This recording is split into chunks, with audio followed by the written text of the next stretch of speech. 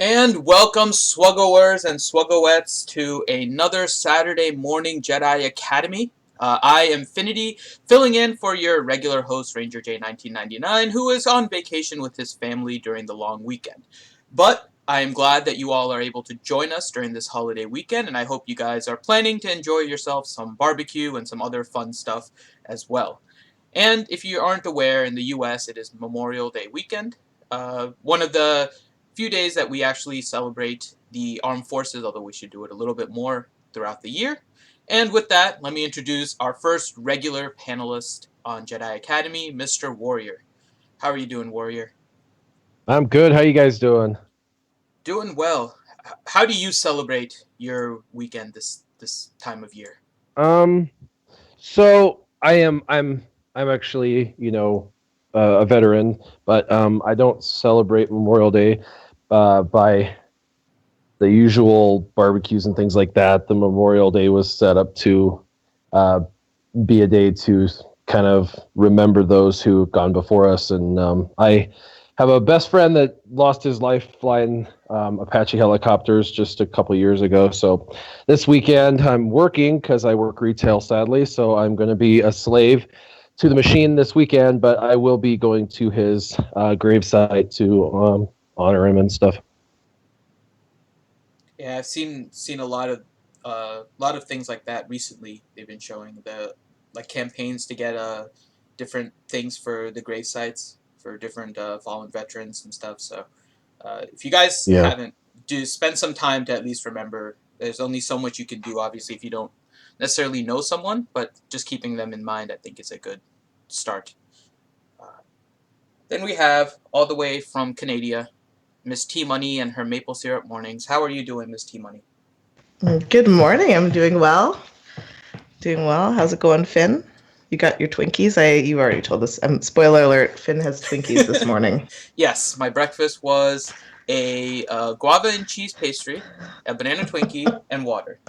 So I'm worried about your Finn. I gotta be honest. I personally couldn't have a Twinkie machine in my house and, expect a prolonged, healthy life. But if that's something, I mean, you are, studying to be a medical doctor. So I guess it's in good hands, if anybody. I also hate cleaning up messes, and creating Twinkies creates a massive mess. So it makes it very difficult for me to go and make Twinkies all the time. So I did buy these banana Twinkies because I found them in Walmart. They weren't in my other grocery store, so I was really happy to see them in Walmart. So I'm sorry, did you just say you bought Twinkies from Walmart? yes. Okay, sorry. All those words aren't in my vocabulary necessarily. What, buy Twinkie in Walmart? I think I've had a Twinkie once in my life, Finn. Well, you need to expand your horizon on the Twinkie front. It's not really a Canadian thing. There's no maple syrup in them. I don't know. You're speaking blasphemy. I know. I'm sorry. We actually, why is Memorial Day in the U.S. in May? We have ours on November the 11th, and we recognize veterans, or just there's a whole kind of it's very on the 11th hour, on the 11th day, in the 11th month, there was the peace treaty for the World War I, and that's when we have ours. Why in May for the U.S.? We have that also. So there's 2 days in particular where we kind of celebrate the armed forces. Veterans Day is November 11th, but then we also have Memorial Day, and Memorial Day is more for remembering those that were fallen, and Veteran Day is a little bit more for those that are still alive, essentially. Gotcha. Yeah, Veterans Days for those who are still alive, to honor those who are still alive, and Memorial Days to honor those who had died while serving in the U.S. military. And it used to be known as Decoration Day. That was the day they would go out and put stuff on people's tombs and on their the headstones and things like that. It started after Civil War. There was a huge death thing that happened with Civil War, lots and lots of dead people. So people wanted a day to kind of honor the individuals by going to their headstones and putting stuff at the cemeteries and whatnot. And so it started originally in Civil War, and it was called Decoration Day, but they changed the name. Gotcha. Now I know. And knowing is half the battle. And I don't think you can have anybody else on your side in a battle other than the Terminator himself, Mr. Arnold T-101. How are you doing today, Arnold? Hey, thanks for inviting me. Hopefully it's going to be a fun show. I'm looking forward to it. It's always a fun show here. So I've heard. All right. So for those of you guys in the chat, make sure that you are putting in your questions there. Start it with question so I can recognize that it is a question. Since Ranger's not here, I will be gathering the questions and posting. So make it easier on my life, please. And let's go ahead and talk a little bit about what has happened in the past week. It's been kind of a big week in Galaxy of Heroes, a big update. TU12 dropped and introduced us to essentially a whole new ship system. The whole battle concept changed. We're now 3v, well, kind of. It's 3 starting lineups instead of 5, although you still have 4 reinforcements. And all of the ships basically got a rework of some kind, some more extreme than others, changing the whole dynamic on fleet. So let's just go around the corn here. We'll start with our guest, Arnold. What do you think overall about the ship changes? How have they been treating you so far? It's one of those things where I have a love and hate relationship at the same time with it. I love the fact that some ships are kind of coming out to be a bit better than ever before. This is a ship I always go back to, but like Gar Saxon's ship, for some reason, I'm starting to like it a lot more with this new update. And before it wasn't as helpful, but now it seems like a lot more helpful. Comes in from reinforcements, gives protection, and you go ahead and cleanse and get more protection. It's a whole new game mode. We got to completely relearn it.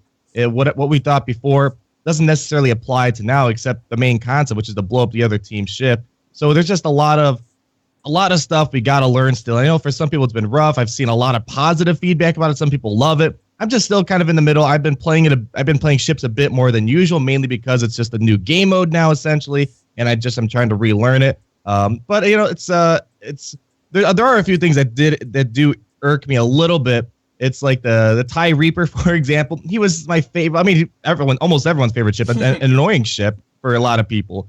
But now it's like that ship doesn't seem nearly as good as it used to be. And the thing that kind of irritates me a little bit, I understand that I have to look at this from a brand new game mode and not remember what happened in the past. But, knowing what the unique ability did in the past, it kind of sucks that they nerfed it to the ground, but you still got to level it up just to get barely half of what it did before.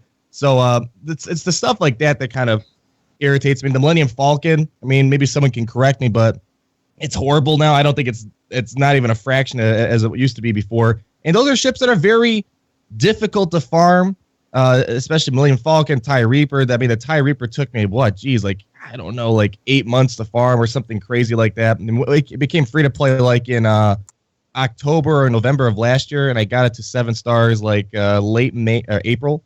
So I've been playing ships a bit more. I'm excited to learn what's going on. There's a lot of interesting characters out there now for ships. But they're like the ships like TIE Fighter Pilot, TIE Reaper, Millennium Falcon. I get why they may have nerfed them drastically, but still, it's just especially all the time and effort you put in. It kind of sucks for a lot of people, especially people who are just getting TIE Reaper to 7 stars. Now it's like I don't know if I should be using him anymore. Yeah, and I've heard that a lot, especially from free-to-play, because a lot of the newer players, especially, they don't have a lot of their ships. And that one in particular, I think it's been constant by pretty much anyone. If you ask them, what's a good ship to farm? And it's like, get TIE Reaper. It's on a node with Shore Troopers, so you can use him.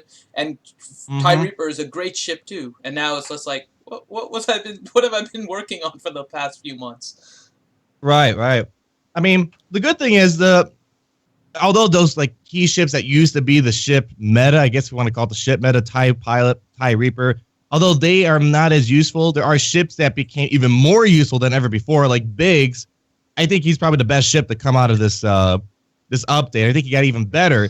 There's just so much stuff you can do now. One of the things I love doing is there's so many ways to keep his protection up.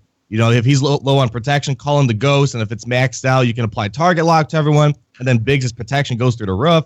Or you call in Boba Fett, he taunts, he counterattacks, starts applying target lock, fuels Biggs' Dark Lighter. So yeah, though those big characters or those big ships that are not as good as before. I do enjoy the fact that there are still ships that are free to play that we do have on our roster. Like everyone pretty much has bigs. That's like the cornerstone of ships. That's the first ship people should be farming. At least I think.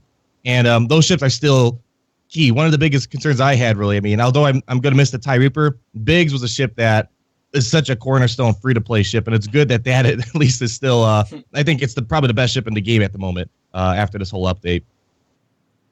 So Warrior, to what Arnold was just saying, one of the other changes with ships is a change to the AI for reinforcements.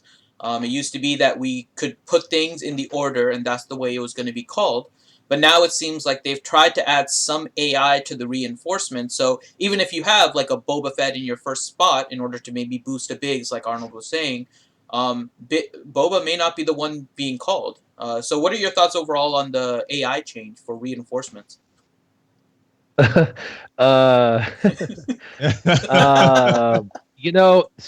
this is a safe zone, okay. Warrior. It's a safe zone. Yeah, I know it's a safe zone.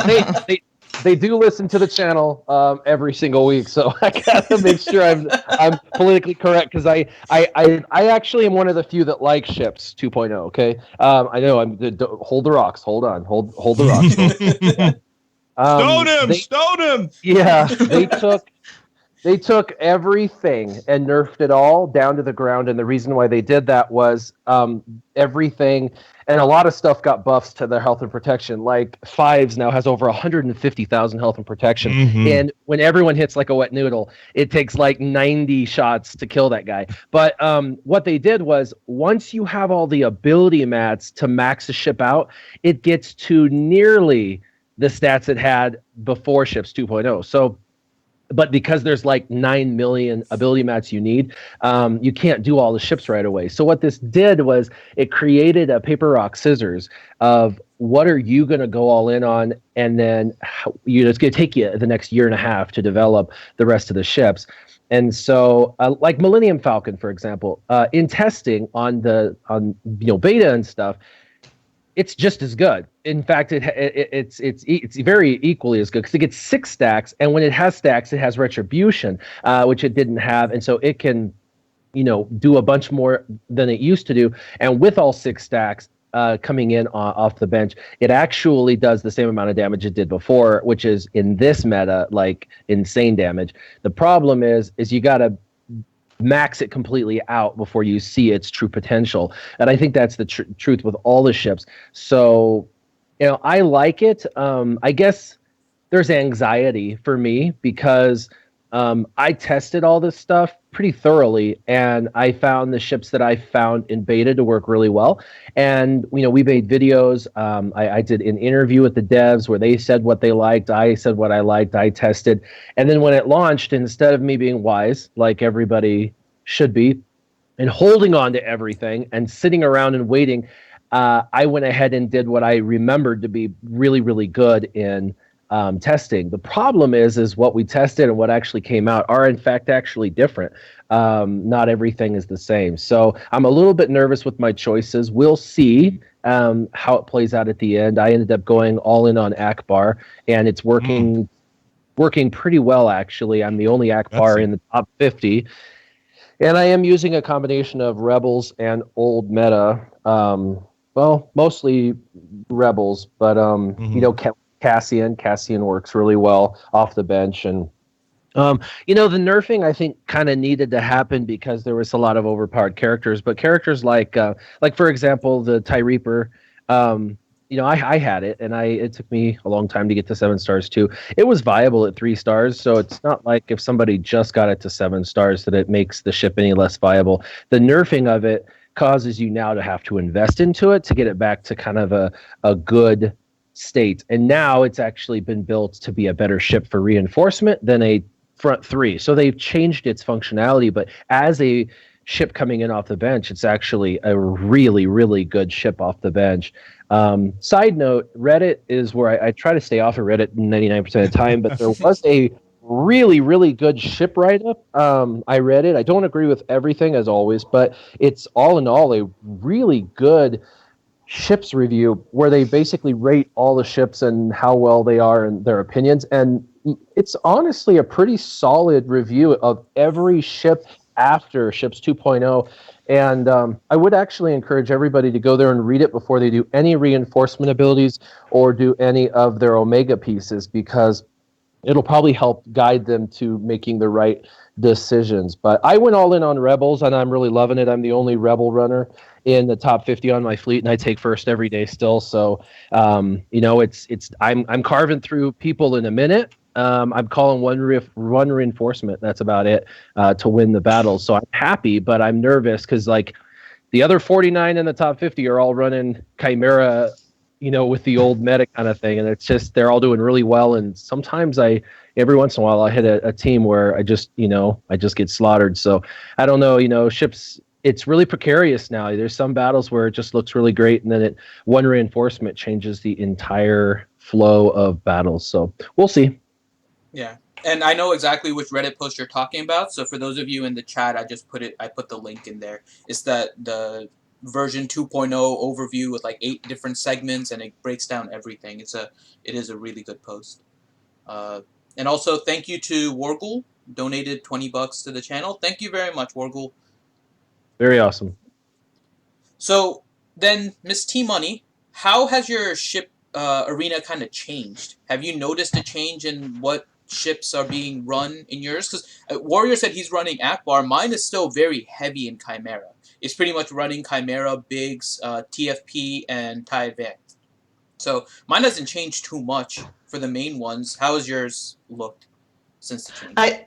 I think for me that's the disappointing part of this change, and the lack of change within Arena. And I don't really know if that's kind of the design of the game mode, if we're going to get a lot of new ships kind of infused into the game soon. So they don't want huge change upon huge change, which makes a lot of sense. But I don't know if it's the player base's fault that the exact same team is being run in my shard by everyone. It's, Chimera and then some kind of combination of the original 5 ships, Vader, TFP, Biggs. There's some kind of, or some sort of orientation of those 3 ships. And it's been really disappointing. I'm running the Geonosians right now and having a great time with them.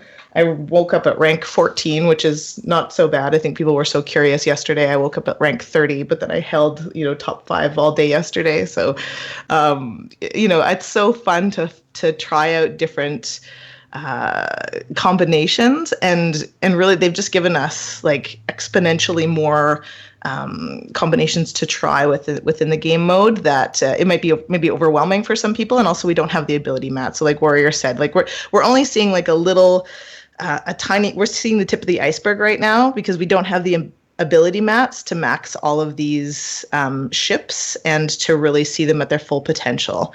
I think it's a great opportunity for players who've playing since day one. You can't just buy your way out of this one. You really have to farm these new reinforcement materials, and it gives them somewhere to go with the game. And even for me being not a day one player, I was feeling, is there a dead end ahead? And so this kind of really opens up the game, I think, for a lot of people, and hopefully it'll make it sustainable and keep some of our are we calling them elder players now? Is that what we're doing? Sure, we'll our go. elder players. Yeah. Yeah, that's the forum term now, it seems, is elder players. Yeah. All right. So I'll direct this question really quick to Warrior and Arnold, because I know you guys had a little bit more opportunity than most to kind of test things with the ship update. So I don't know if you guys had a chance to test this, but one of the concerns about the ship change that we were discussing on the Wednesday stream was with territory wars. And the potential that even though you have 3 as a starting lineup, you can bring in up to 5 at one time. So if somebody doesn't finish a fleet, is it possible that somebody would go in with their starting lineup of 3, but face somebody that has 5 on defense because they kind of preloaded ships already into the battle on defense?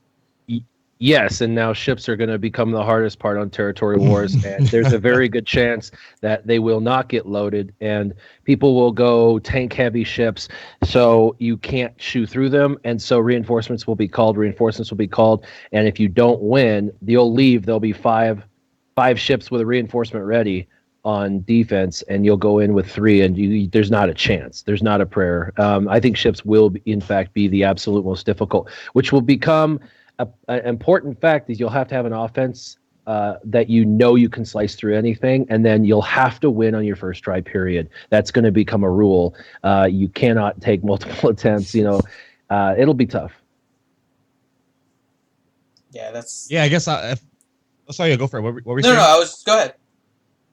No, I was gonna say, I believe what Warrior said is like completely true. I mean, it's kind of like turn meter. If you don't finish a team, yeah, they're preloaded a turn meter, and I don't think. I mean, we're going to have to wait and see. We didn't get 100% confirmation on this, unless maybe Warrior asked him on his interview or whatnot. But yeah, I would assume if someone brought in 2 more ships during their battle and you lost, I'm pretty sure it's like preloaded turn meter. You get the next time you come into battle, you'll have 3 and they'll have 5. So either you got to hope that there's some really crappy ships on that 5, or say a couple prayers, because it's probably. I kind of agree with Warrior. If that's going to be the case, it will be a pain. And the strategy, it looks like, is to, save some of your best ships so you're going to win, and you don't want to take the gamble because, ships has usually been something that people beat fairly easily in territory wars, but now it's definitely going to mix it up a lot, especially now that there's a lot of viable ships, and even Geonosians are pretty solid right now. So, so it's going to be kind of interesting to see how that pans out. But hey, I'm pretty sure what Warrior said is correct. All right. So we're getting the questions coming in now. So if you guys have questions, keep them coming in. We have a couple of questions. We'll go around the corner and just kind of ask all of you guys here. So the first question is from Stama Aspa, and the question is, what are everyone's strategies and plans for getting the most out of Double Drop Weekend? So let's start with Arnold here. What are you doing with Double Drops? Pretty much going about my normal routine. I'm farming my Sion, farming my Talzin, farming my zombie, and if I have any leftover energy, it'll go to Wicket. So I mean, I've had some decent, I actually got like a 10 shard pool for like Mother Talzin, so that was kind of nice. But and another things, the one thing I'm really hoping for is to get more of the reinforcement ability mats, because none of us have an idea of how hard they're going to be to farm when they finally get taken off of Cantina Node 6A. I mean, they said it's going to be in the fleet battle table, if I recall correctly.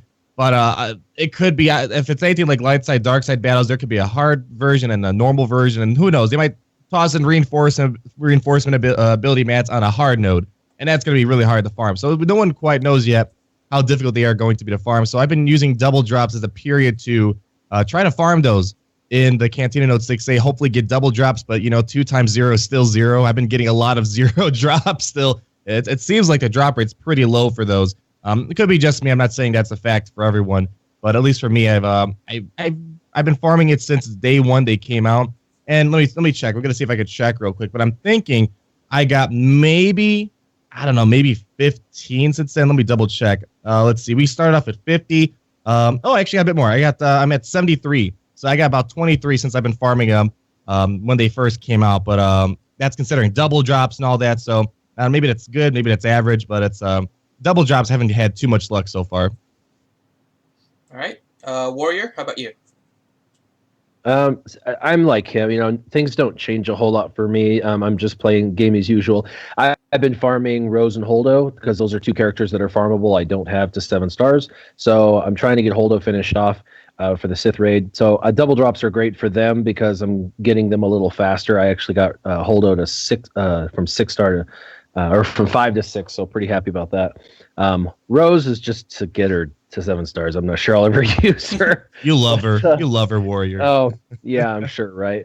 But I'm doing exactly what he's doing. Cantina 6A for the Cantina. I yesterday did 6 refreshes, and today I did 5, and I got 16 yesterday, and I got like 14 today. So I got like 30 between the 2 days. But that's a really terrible drop rate because that's like 800 energy each day. So for like 1600 energy between the 2 days, I got like 30 pieces.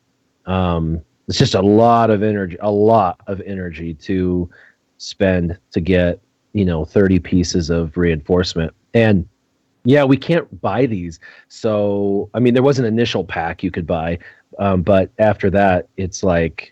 It is what it is, and even if you did, you need 1,250 reinforcement pieces to do your entire fleet. So yeah, you can't. You're not going to be able to do all your ships. All right, and Miss T Money. I'm focusing on mods, but here, I mean, that's not so bad. 30, 25 and 30 in the last couple of days. So, we can kind of count on maybe 12 per day. I actually might switch to doing that.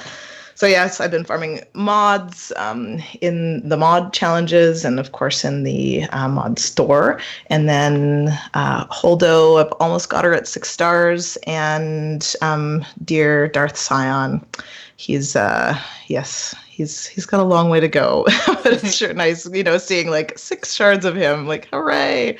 And then I'm working on some gear for some characters, farming cuffs for Magma and what's my farming and Maul. I don't have Maul done, but I use his ship every day, and he's at gear 7. So no, gear 8. So yeah, I've decided that I'm going to invest a little bit into him. Especially with Territory Wars with Treya. I think I'll get Treya next week, so I'll split. We're gonna probably split. I probably shouldn't have. My guild hates when I tell our Territory Wars secrets, but I think a lot of people are doing it. We'll split Empire and Sith teams into 2. So I have to get ready for that. I'm lacking in a few tunes, so Maul will probably be in there somewhere. Better get farming, T Money. Yeah, indeed. And I'm going hog wild on Sion. I haven't been doing extra energy refreshes above the 50, but I've refreshed Sion's node through the hundreds every day. And over the last 2 days, I went from 0 out of 30 or whatever it was after the end of the event to I'm currently 24 out of 65. So I've gained a lot of Sion shards. So I'm going crazy on Sion right now. And then I did an initial burst of Cantina energy on mods when it first opened, and then since then it's been Imperial Super Pooper because of the Gar's action ship. I want Gauntlet a little bit better, so I'm working on 7-starring Imperial Super Commando now. All right. Next question for Around the Corn is from Nathaniel Miller. And one of the things, if you guys aren't aware, we didn't have territory battles this last week.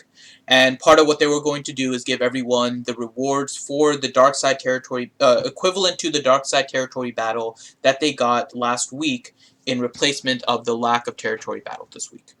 So they had sent it out last week, or they had sent it out yesterday, but not everybody got it. So Nathaniel Miller's question is, any of you affected by the light side battle glitch that you weren't able to get anything? I definitely was. I actually a lot of people I know were. There was, I think, our little game changer chat room or whatever. There was at least a good handful of people that were in that situation. I know Cubs fan Han was. I was half face from Team Instinct. So yeah, a lot of people are having that problem. I still haven't gotten anything yet, but there was a post on the forums that they put up today, I think. I'm going to see if I can find it now. It looks like, they said the canceled territory battle rewards are coming today, and that was yesterday. And then they posted today that there's a lot of people that reported this problem. And they said, please be patient as the crediting is going slowly due to the volume of players. So a lot of people were affected by this, not just you. And we are also investigating if there are any issues, and we will let you know if we find any problems. So there's no confirmation as when we'll get it, but you're not alone. There's a lot of us in there. I'm a part of it. And I'm waiting so patiently because I'm almost done getting Hermit Yoda to 7 stars. And once I get Hermit Yoda to 7 stars, I can start farming gear out of the guild event store. So I'm waiting just as much as you guys are right now. So hopefully it happens soon. I was really looking forward to it yesterday, but got to keep on waiting, I guess. All right. Warrior, did you get your light side territory battle rewards? No, I thought that was for everybody. I thought everybody didn't get it. So, but no, I'm sure it'll get rolled out. I'm not stressed out about it, but I mean, obviously it's great rewards, so I'm looking forward to it because that's a lot of. Oh yeah. That's a lot of gear and stuff. It's probably the singular best reward payout in the entire game for 100% payout. So, yeah, 100%. Maybe the question should be, did anybody get their territory battle rewards? Because I also did not get them. Nobody in my guild got them. So some in my guild did, but I did not. Oh, really? Yeah, I had somebody. Yeah, I'm waiting too. I'm within shooting distance of Wampa, so. I also heard a couple people got double payout. They're not quick to come forward, but on some of their leaderboards, there's people are sharing screenshots of a double payout, and it's like, wow, you got mine, suckers. Maybe it's the same bug as man. in the raid where, you know, damage is being shared to somebody else. I'm just kidding. It was a terrible joke. Go on, Finity. Still waking up. No, I was just gonna say, like, I had somebody in my guild just post their rewards from territory battles. Like, I don't remember doing a territory battle. Why am I getting these rewards? Like, yeah, no, that was what CG had planned. Like, we're not. It was canceled for this week, and they were compensating you. And then nobody else got it. And they're like, "How the hell did he get it and not even realize we weren't doing it?" So it was interesting. But yeah, I think a lot of people still haven't gotten it yet. All right, so let's go with some individual questions here now. Let's start with Warrior. Question from Grand Admiral of the Republic.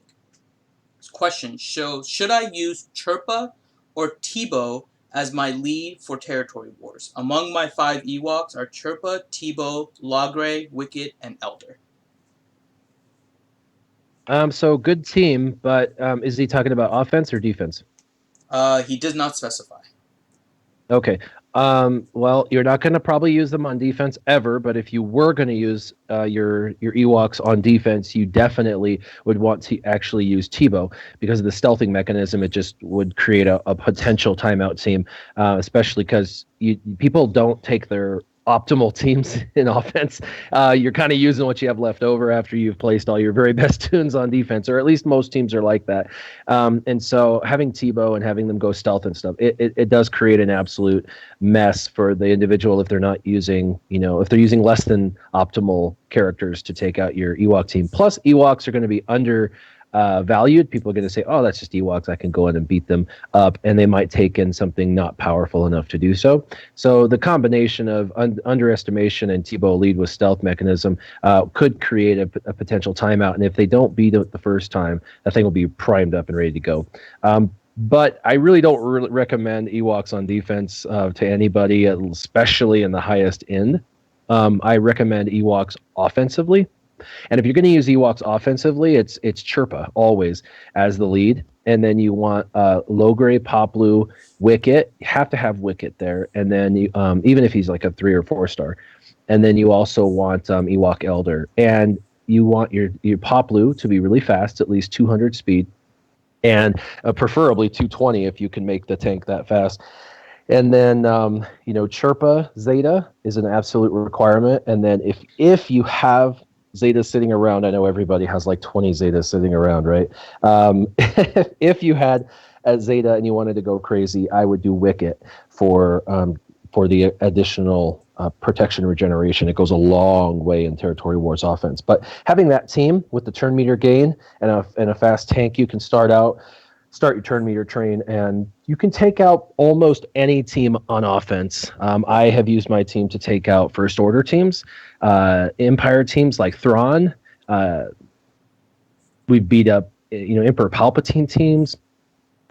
Just all sorts of teams that are out there that are like meta. CLS, I've beat RJT teams. That was actually what we used them for a long time. But it's now becoming even more critical that you have the Wicket Zeta on the highest end. But if you're not at the highest end, you don't have to worry about that. But yeah, it's a good team on offense, and that's where I would suggest and Chirpa as the lead. Just because I've seen this question elsewhere too, Warrior, where would you put Paplu on that team if you wanted to use him? Just in one of the random slots, not the leadership slot. Well, I mean, I like to put him on the right side. Fine, I guess that's a fair Don't say response. Who would you replace, I guess, from his team of Chirpa, Tebow, Logray, Wicket, and Elder? Well, Tebow would go. Tebow is one of the 2 you don't use. Scout, there is an argument for Scout to come in because of his damage output for some people who really need a higher damage output. And I could see that because Scout totally maxed is like 30k damage. He's really amazing, actually. He's like a Wicket 1.0. So I could see there being an argument for bringing out, Logray and putting in that, or Ewok Elder out to put him in. But Ewok Elder and his turn meter gain is necessary. So I would say Logray comes out and Scout goes in. But I don't do that, and neither does most people. Most people use Logray, and because of that, especially with the tenacity and stuff for what you're going against. So really, the 2 that sit out are going to be Scout and Tebow. those are the two that actually don't make the cut when you're talking about all of them. Got it. And then I still say Paplu lead is underrated, but we'll move on from that. So next question we'll give to Arnold here. Question is from Ski Trooper. Question is, what is the speed priority after Thrawn and Vader on the Emperor Palpatine lead team? I've prioritized Sion with plus 111 over Nihilus at 104 and Emperor Palpatine at plus 99. Am I doing it right? So the thing is, with those teams, it's sometimes hard to make sure that the order goes the same way every single time because everyone pretty much knows Vader's the first one that goes for the most part. And the problem is once he starts slicing out the debuffs, he's granting all this turn meter, and there's a chance that you're going to get a couple of your guys if they're fairly like evenly sped, like if they're only a couple points away from each other, if they hit 100% turn meter at the same time. I mean, Warrior probably knows the details a bit more than me, but I believe it's just a coin flip on who's going to go.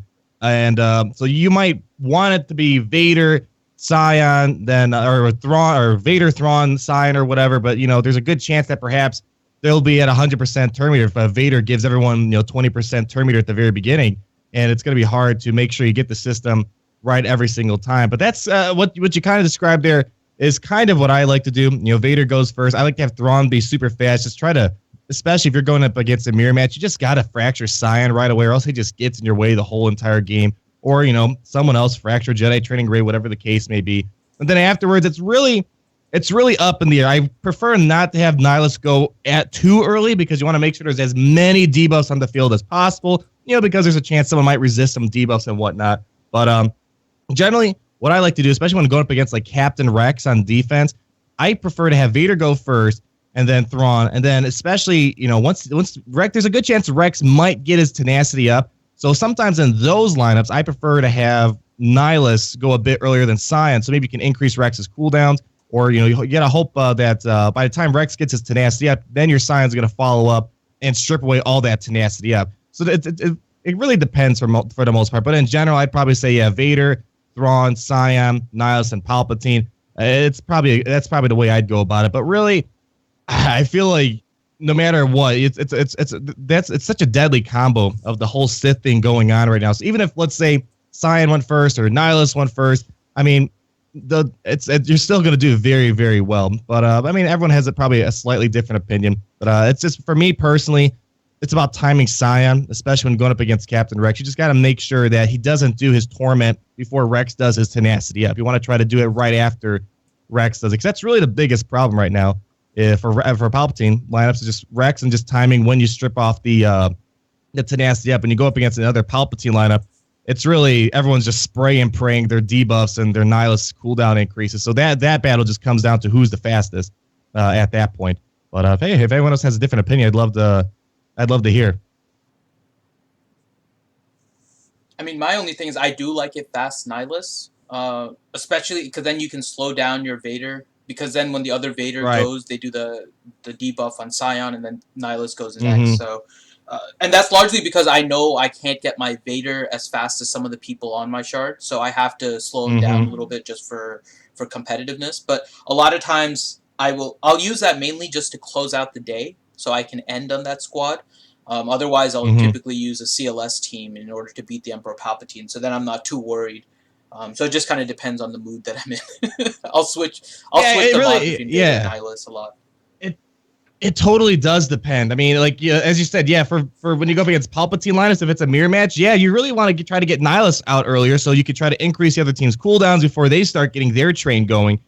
It's really the strategy is a bit different if you're going up against Captain Rex teams or Emperor Palpatine lineups.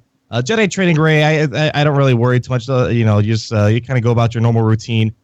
With that, but it's really the strategy is a little bit altered depending on what team you're going up against. But for the most part, no matter which way you go, I think you'll be fine. But it depends. If you're going up against another Palpatine lineup, that Nihilus probably getting before Sion is probably important. You just got to make sure that Vader lands a couple debuffs before Nihilus comes in and increases 5 cooldowns right there. So I mean, it really comes down to who's got the fastest Vader, and then if so, then who's going to go afterwards because the things with if Vader's going to remove debuffs off a single enemy because he's going to do Force Crush, remove debuffs, you're going to be down to 4 out of 5 having debuffs, and you want to make sure Nihilus gets that guaranteed 5th cooldown increase right there. So that's why I like doing Vader, Sion, Nihilus, because by the time that Nihilus comes around, there's for sure 5 characters with debuffs, versus if it's Vader, Nihilus, most likely it could be only 4 characters with debuff, and then you have to kind of gamble and hope that the 5th person gets their cooldowns increases just by chance. But yeah, what you said too, I probably perfectly fine as well. All right. Next question we'll give to T-Money, because T-Money now, because of her Zeta, a First Order TIE pilot, is now our resident First Order ship expert. And the question is from Tenebris. And his question is, what are your general thoughts on First Order ships now? Are they strong ships and tunes? What are your thoughts? Well, I think some of them gained and lost utility. I was a little bit disappointed in the just kind of the blunt mallet approach with the TIE silencer. I love that ship, and that's who I'm running most commonly with the 2 Geonosians.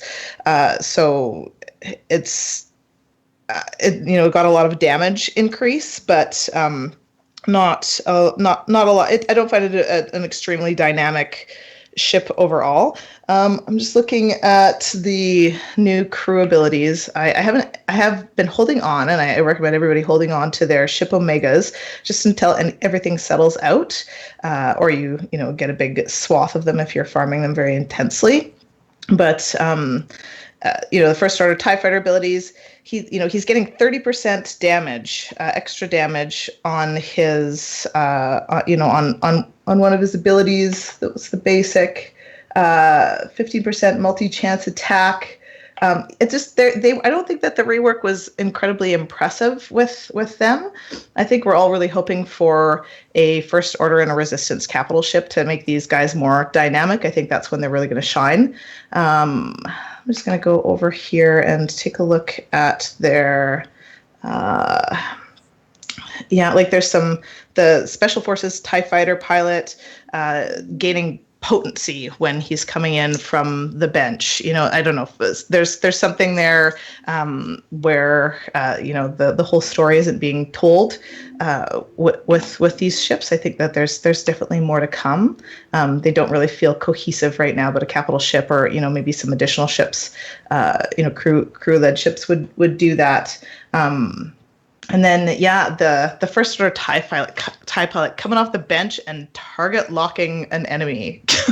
Like, ooh, thanks, dude. It's they're very lackluster, and I love those ships. So it was disappointing.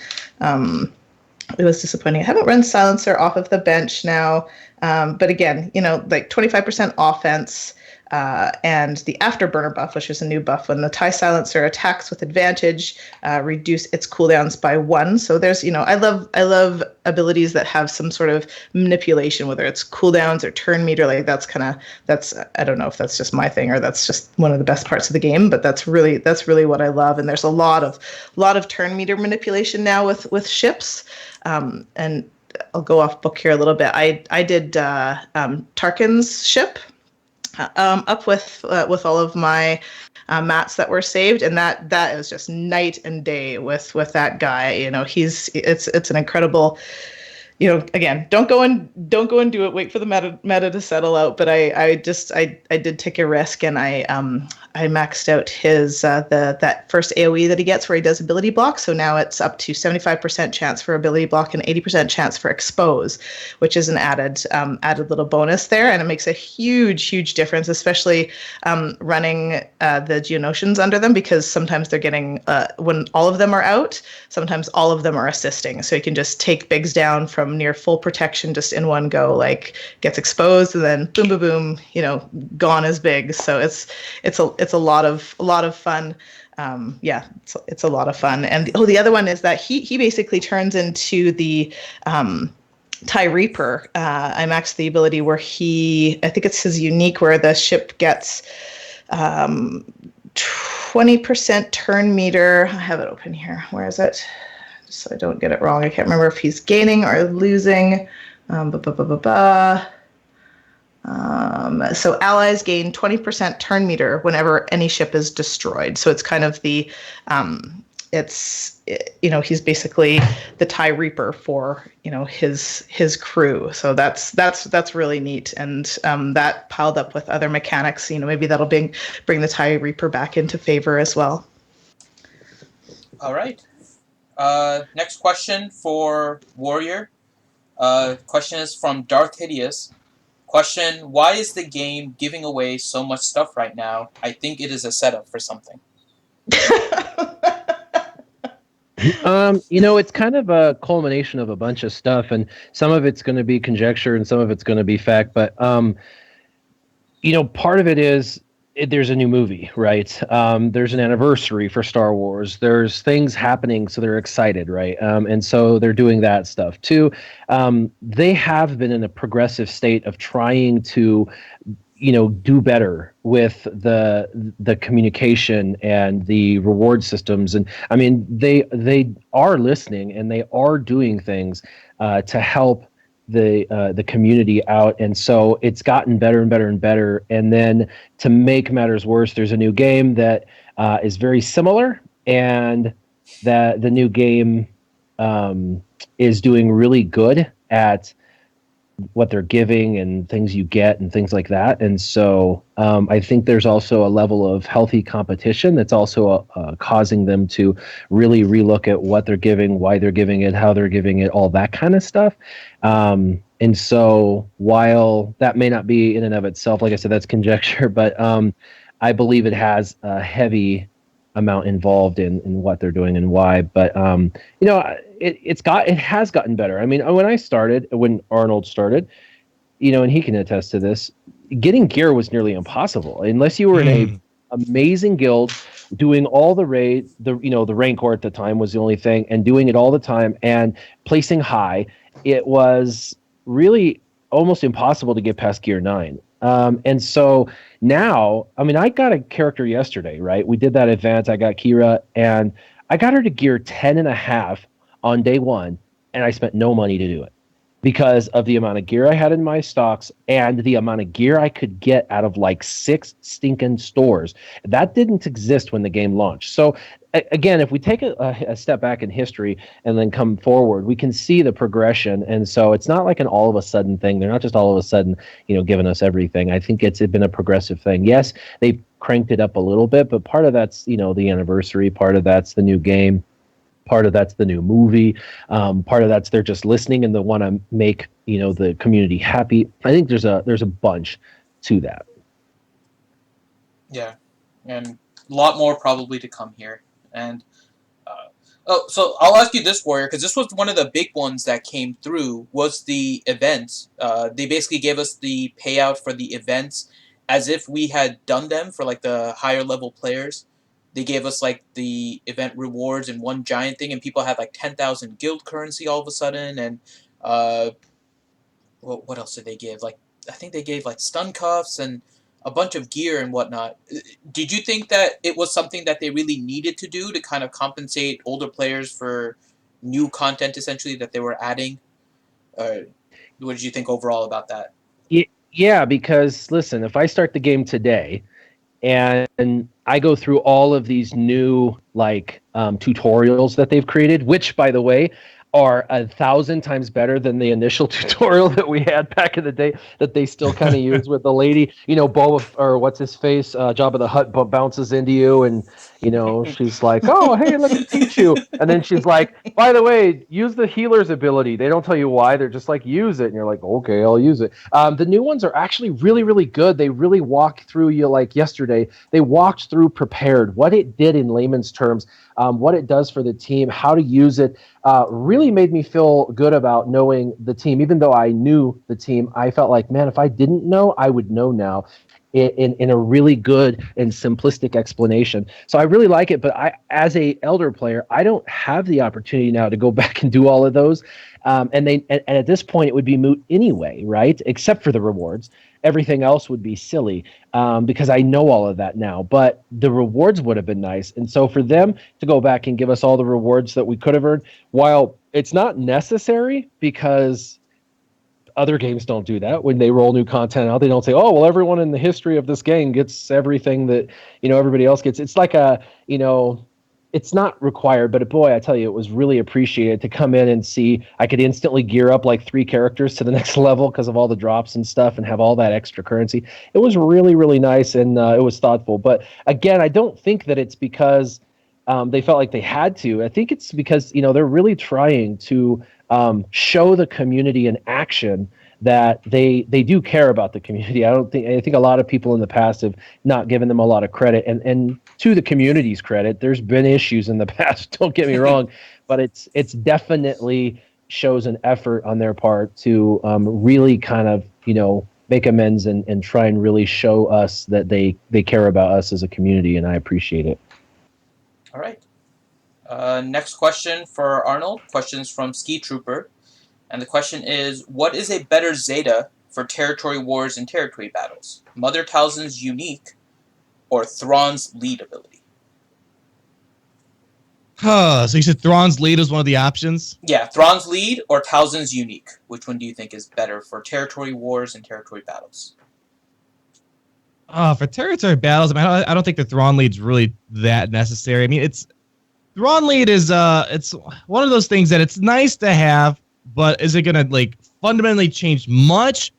Unless you're going up against very heavy debuff based teams, it really is not gonna matter incredibly much. I think every time Empire ally gains or loses a status effect, they recover 2% protection. You're not gonna get that many buffs on your team, so you really to get the most benefit out of Thrawn's lead, you gotta go up against debuff heavy teams, and the most you're gonna see for the payout with Thrawn lead is going up against Palpatine lines. I've shown so many videos about it. I use it every single day to beat Palpatine. But when you're going up against Palpatine, they're spamming debuffs on you. And every time you're getting that effect, you're losing the effect, you're getting a lot of protection. I mean, the Zeta on Thrawn lead isn't what makes you win. You don't need the Zeta to beat Palpatine lineups. It's all about the turn meter gain. You get hit by Force Crush. You get 100% turn meter. And then you got characters like Tarkin or Magma Trooper to remove turn meter from the other team. And it's almost game over at that point. The additional protection regen, it is nice, but generally when I'm battling, it's not what's helping me out. I gave Thrawn the Zeta mainly because I just like Thrawn and my favorite character, and I gave all the Empire their Zetas, and it's nice. Not 100% necessary though. There's a lot other better options out there. If you're Zeta poor, you only have so many things you can do at the moment.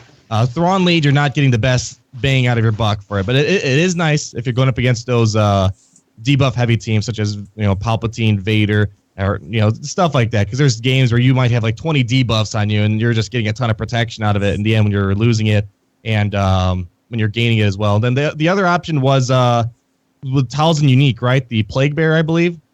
Mm-hmm. Correct. Yes, if my memory is correct, I think when someone falls below any unit, I believe they fall below half health, they get like 35% turn meter or something like that. She gets that's right. Yeah. So here's the thing: I prefer Zetas on uniques for the most part, unless the leadership is fundamentally changing the team, such as Palpatine lead, Jedi training Rey lead. There's really not.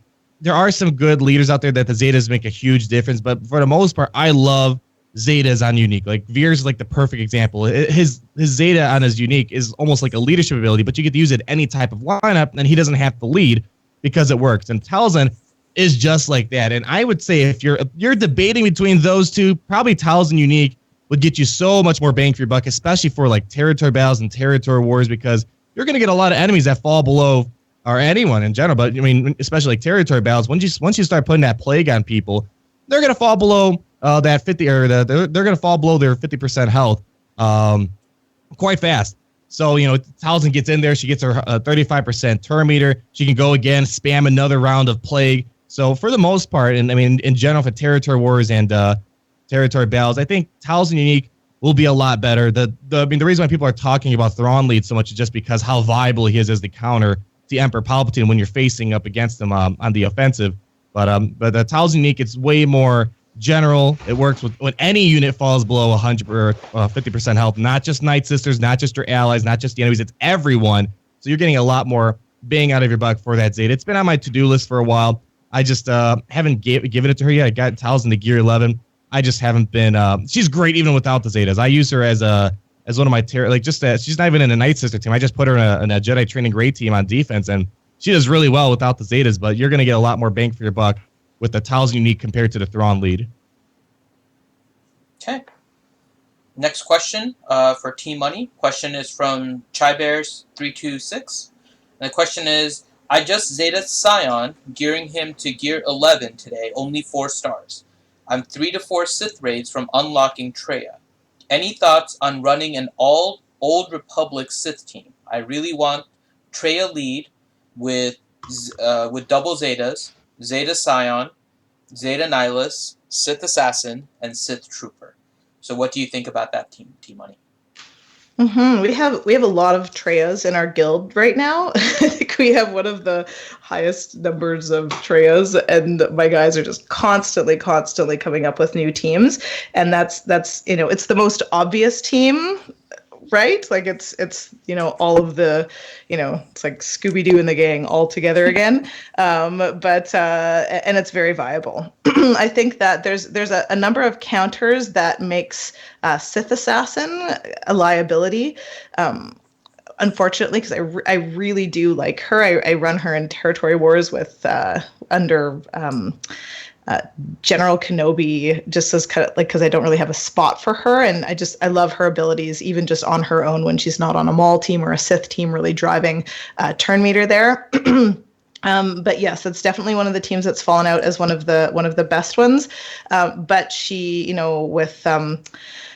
with Sion, if there's a Sion on the opposing team, she's getting her stealth lifted all the time, even if she has foresight.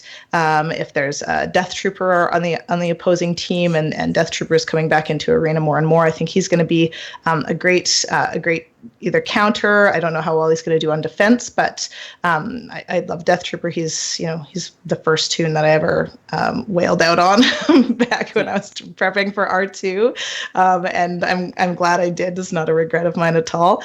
But I'm the same way. I've got my Sion at 4 stars, my Sith Trooper at 12, and with the 2 tanks, I think Sith Trooper by himself, on Emperor Palpatine's an Arena, I don't find him to be difficult at all. He has the auto taunt, but you can you can counter that quite easily. But Sion and Sith Trooper together, then you've got a double auto taunting tank team, which is just managing that takes a lot of knowledge about the mechanics of the game, and sometimes you're limited in that because we are still in the coin flip meta where Vader does his AoE and then who goes next, for the majority of the time, unless you have that Darth Nihilus and Sion combination where Darth Nihilus is getting massive turn meter if Sion is getting buffs, and that might get him to 100% turn meter before the rest of the team. By and large, there's like a bunch of tunes sitting together and flipping a coin to see who's going to go first. So it's nice to have to kind of hedge your bets, and I think that double taunting tank is a great way to do that in the game. But Sith Assassin on offense, absolutely, because you can kind of manage around it. But on defense, I'm not sure if I see her going in the long staying in. I'm not sure. Unfortunately, not. Okay. Next question for Warrior. Question is from Danilo Papais. And the question is, I use Executrix, and I want to keep that. At the moment, I'm using TIE Fighter, TIE Advanced, and Biggs as the starting, with Scimitar, Slave 1, and Umbaran as reinforcements. Suggestions to change to improve the team. Before the ship change, I was mostly top 10 or top 5. Now I can fight up to rank 20 with a refresh. So first is you need to get the TIE Reaper out of your initial lineup and put it in the backup. Comes off the bench and gives team turn meter and stuff like that. So you want that. So definitely put it in the back. For all offense, by the way, the Executrix is an awesome ship. I mean, they all have a different utility, different purpose. Endurance is going to be the nightmare on Territory Wars defense to go against. Akbar is going to be great to shred through whatever it is on offense that you need to shred through during Territory Wars. The Chimera and the Executrix are both going to be utility for either offense or defense, but I think the Executrix offense, once maxed, is probably the best, if not really to up there to, I personally would say it's the best offensive ship for a capital ship. Biggs really does need to be in that lineup to protect your damage dealers, but so does TIE Advance. Darth Vader's ship, once maxed, is now one of the hardest hitting ships in the game. All the ships got a huge nerf on the damage of the output that they do. And so a lot of damage is a big deal, and you really need it because otherwise you have to hit a ship like 20 times to kill it. And so if you can hit a ship 2-3 times and take it out like old school days, then that's good, and Darth Vader helps you do that. So Biggs and Darth Vader are really necessary in that initial lineup, in my opinion, with the Executrix that will help have TIE Advanced in the back. And you can use other ships. Like I would have Boba in the backup. I would have Sunfac in the backup. I know a lot of people that don't have Sunfac, but he's amazing. One, he's a taunting tank. He's the only one of 2 taunting tanks from the OG days. Obviously now there's more taunters, but like the clone ship now taunts and Boba Fett taunts. But he taunts and he has a double stun. Like literally when he comes onto the field, he has a double stun. And 2 stuns when there's only 3 ships on the board. Just for a moment, think about that. You know what I mean? I've used Sunfac now since 2.0, and it literally is the only reason why I win sometimes.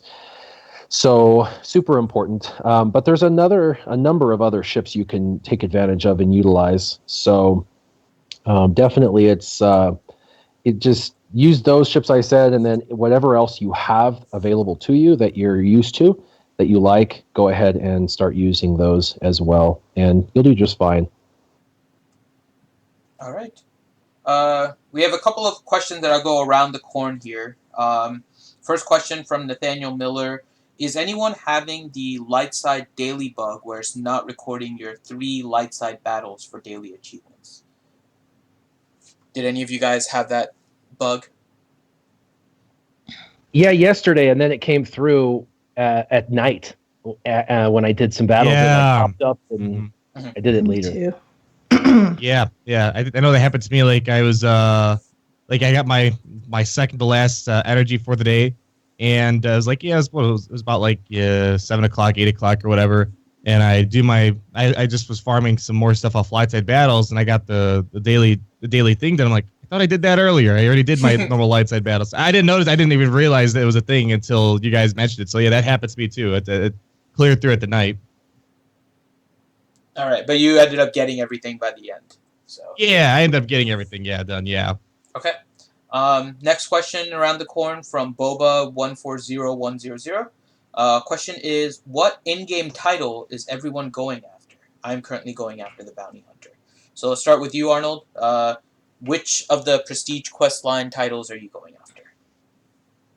Man, to be honest, I haven't even. We only have a couple right now. It's like Jedi Knight, Sith Agent. Like which I'm trying to. Then the Bounty Hunter and then the Fulcrum. Those are the 4 quest lines. Right okay. To be honest, I mean they're cool and all. I just haven't really put much effort into it. It's like if I get it, I get it. There's like some battles that you have to like take out like 200 Jedi, and I'm like, I'm not gonna. I don't do Galactic War. I don't do. I don't really. If I do like some sort of like event, like the Cure event, I know people are saying use your Jedi so you can knock out the accomplishment. I'm like, I don't really care. So I just put my Imperial Troopers and I auto and I walk away. I'm trying to find the other titles right now that we have in the game. Let's see, Bounty Hunter, Jedi Knight, Sith Agent, Sith Master, Tank Tamer. There's actually some really cool ones on here. Rebel Scum. I actually like the one about the Rebel Scum. Actually, that's actually kind of fun. The Hoth Imperial Invasion. I might actually go for that one. That'd be kind of neat.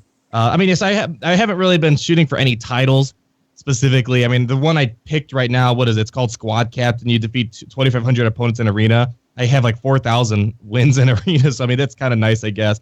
But not really shooting for anything in particular. I don't know if this is going to happen, but there's talks that maybe they'll put like a game changer title in there. So if you're like part of the whole content creator community, whether you make posts or you make videos or you do whatever else, podcasts, whoever's in the program, they said they might be able to like add that. So if they ever do add that, that'll probably be the only title I choose. And I'm not really chasing for much unless they start adding like significant crystals or zetas to it. Like it's a huge payoff for doing it. That's probably the only time I'll be shooting for stuff. But I guess I'm kind of looking forward to the Rebel Scum, and that shouldn't be too hard for my guild. I think we usually hit 45 stars at least. So if I get that, that'll be the next one I'll put on. All right, Warrior, how about you? Well, I don't care about the titles that are here yet. I think there's going to be a bunch of better titles to come. So the titles that come are great. The only title that's in the game right now that I would love, but there's no way in hell I'll ever get, is the one to take first place in the Sith raid. I think that's the reason why it's cool is because that is the absolute pinnacle of hardest achievement, period. I don't care who you are. That is absolutely unequivocally the hardest thing to do. To be able to score the highest amount in a Sith raid would absolutely. I don't know anyone. There's going to be like literally a couple thousand people in the world that'll get to have that achievement. So that's pretty big. Yeah, like I said, I just don't do the Sith raid as often as I should, and when I do put a little time into it, I get anywhere from, if I go in and I do one battle and get 3 million, I'm happy, or, and I posted something so I'm not a zero, or sometimes I go in and I'll get 10 million because I'm trying really, really hard and I want to post, I want to get into the top 15 or something, but we don't even have 30 people that play it anymore. So it's kind of crazy. But to get number one, I would have to really be able to play it every time. So that one's in my opinion, the coolest. If there was one I could pick, that's the coolest, and I'm sure Team Money is going for that. Was it the Fulcrum? No, the Sith getting number one in Sith raid. Oh yes, yeah. No, I'm not getting number one in Sith raid in my guild. We set records in my. I think our top score has been 21 million in the Sith raid, and we have when I'm recruiting, I tend to leave that out because right now, if you want to get Treya fast, go and help, like a mid-level guild and, support them and come in top 10. But that's probably not going to happen in the Wolf Pack because we have some incredible raiders in there. They've set some records for phases and teams, and I'm not a raider. I'm a guild leader and a strategist with Territory Wars, but I just scream at my phone in P1. I'm like, why can I take more than 5 turns against that? Why is he taking all my health? How are these people getting? I avoid phase 1, man. It's awful. Yeah. So no. It's that's not going to happen unless I go somewhere else. And I'm like, okay, everyone, don't you dare get more than this. My 8 million that I've maxed out at or whatever. Yeah. And for us too, like as a guild leader, there's a part of me that's like, okay, well, I want to farm Talia, because we put out that video on the Night Sisters, and it's like, well, it makes sense if I had that too and fully maxed. But my message to the guild is, if you don't have all of the tunes that you need to be very successful in Territory Wars, we have Treya. We have the guild on farm. We have the raid on farm. So you need to farm for the family first. Farm your Territory Wars defense teams. Ensure that you can confidently take down 4 meta teams on offense, and then after that, you can go and gear 12 Sabine and put the Zeta on her for P2 or whatever you want to do. But I just kind of think of the whole first, because I do love Territory Wars. I think it's the best part of the game. It's the most dynamic part of the game. It's the only part of the game that will never get old. We might get tired of it. We might get burnt out about it, but it will never get old. All right. And then I'm going after the Jedi one, because I'm a complete cynic, and for some reason I'm afraid that it's going to end up being needed to get the next level of Luke. And that's just because I'm paranoid, so I'm going after. And you're a goody-goody. You're a goody-goody fan. Come on, Ewoks, Jedi. Psh. I'm more for the adorable than the goody-goody. That's just me. All right. So next question for Arnold. Question from Wargul. What do you think of Kira and the future Scoundrel teams that could be emerging? Yeah, it's getting somewhere. I mean, when we got Young Han and Vandor Chewbacca, it was like, yeah, it's cute, but they kind of just felt like the veterans. Like when the vets came out, they weren't anything all amazing. They had like some little cute things going on.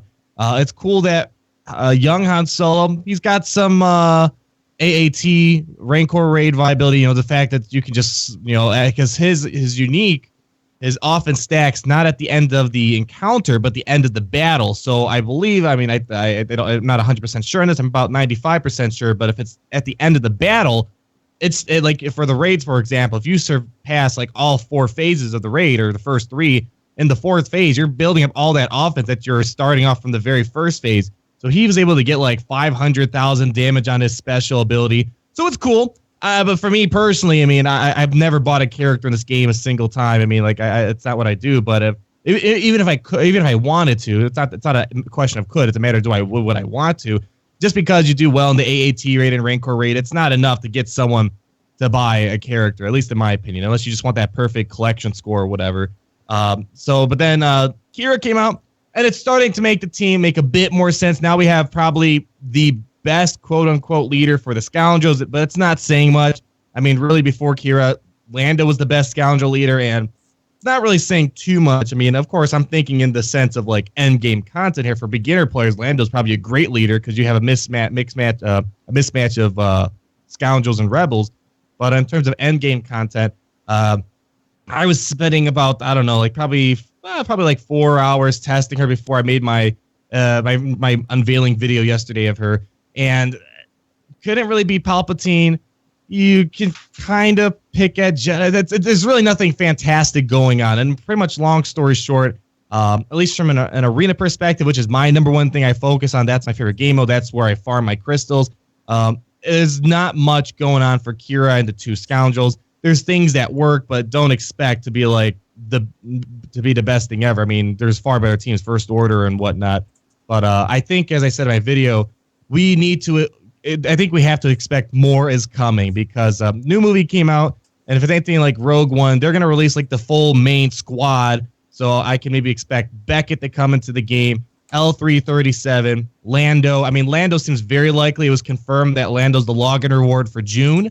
GamingNews.com. I may have butchered up their name a bit, but they got the exclusive scoop on that. They posted it like a day or two ago. So that's got to be a sign that the Gambino Lando is coming to the game next month.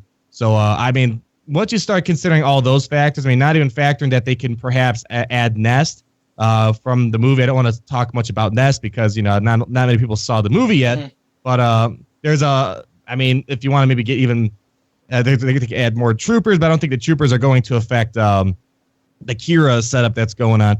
I think we just have to wait and see. It's getting better. The prepared mechanic is making more sense. But when I first saw Young Han and Vandor Chewbacca, it's like it's missing something. We're missing a good Scoundrel leader. We need something to make prepared make more sense. We need more characters that make prepared an important thing. Because, yeah, prepared, you can spread it to non-Scoundrel people, but prepared means zilch.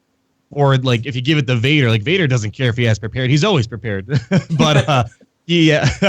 But I think, yeah, we need just more characters to make it sense. And I can at least expect 2 more characters to get the full squad. But if Capital Games has really wanted to make the most out of this movie and, of course, make the most money possible, they would release more than just a full squad. Like with Rogue One, we got, like, the main 5. But they also released a couple other characters that you can mix and match and throw in. Like, there are some characters that you could toss in that are great for the raids, but they're not that good for arena. So you toss in a different Rogue One character, and then for arena, they're totally better. So they have a lot of options, and I can at least expect 3 more, solo movie characters that can come out. And then Kira might make a lot more sense. They have the basis to be better, but I think her leadership's not going to cut it for arena right now. I think maybe if they release Beckett, who from the solo movie is more of the leader of the crew, I think maybe that if they did that, that's going to make things a lot more interesting. But have to wait and see. I think there's a lot more to come. So, but right as of now, I don't see why someone would want to go in on them if they can't really do much in the Sith raid, at least to my knowledge right now. And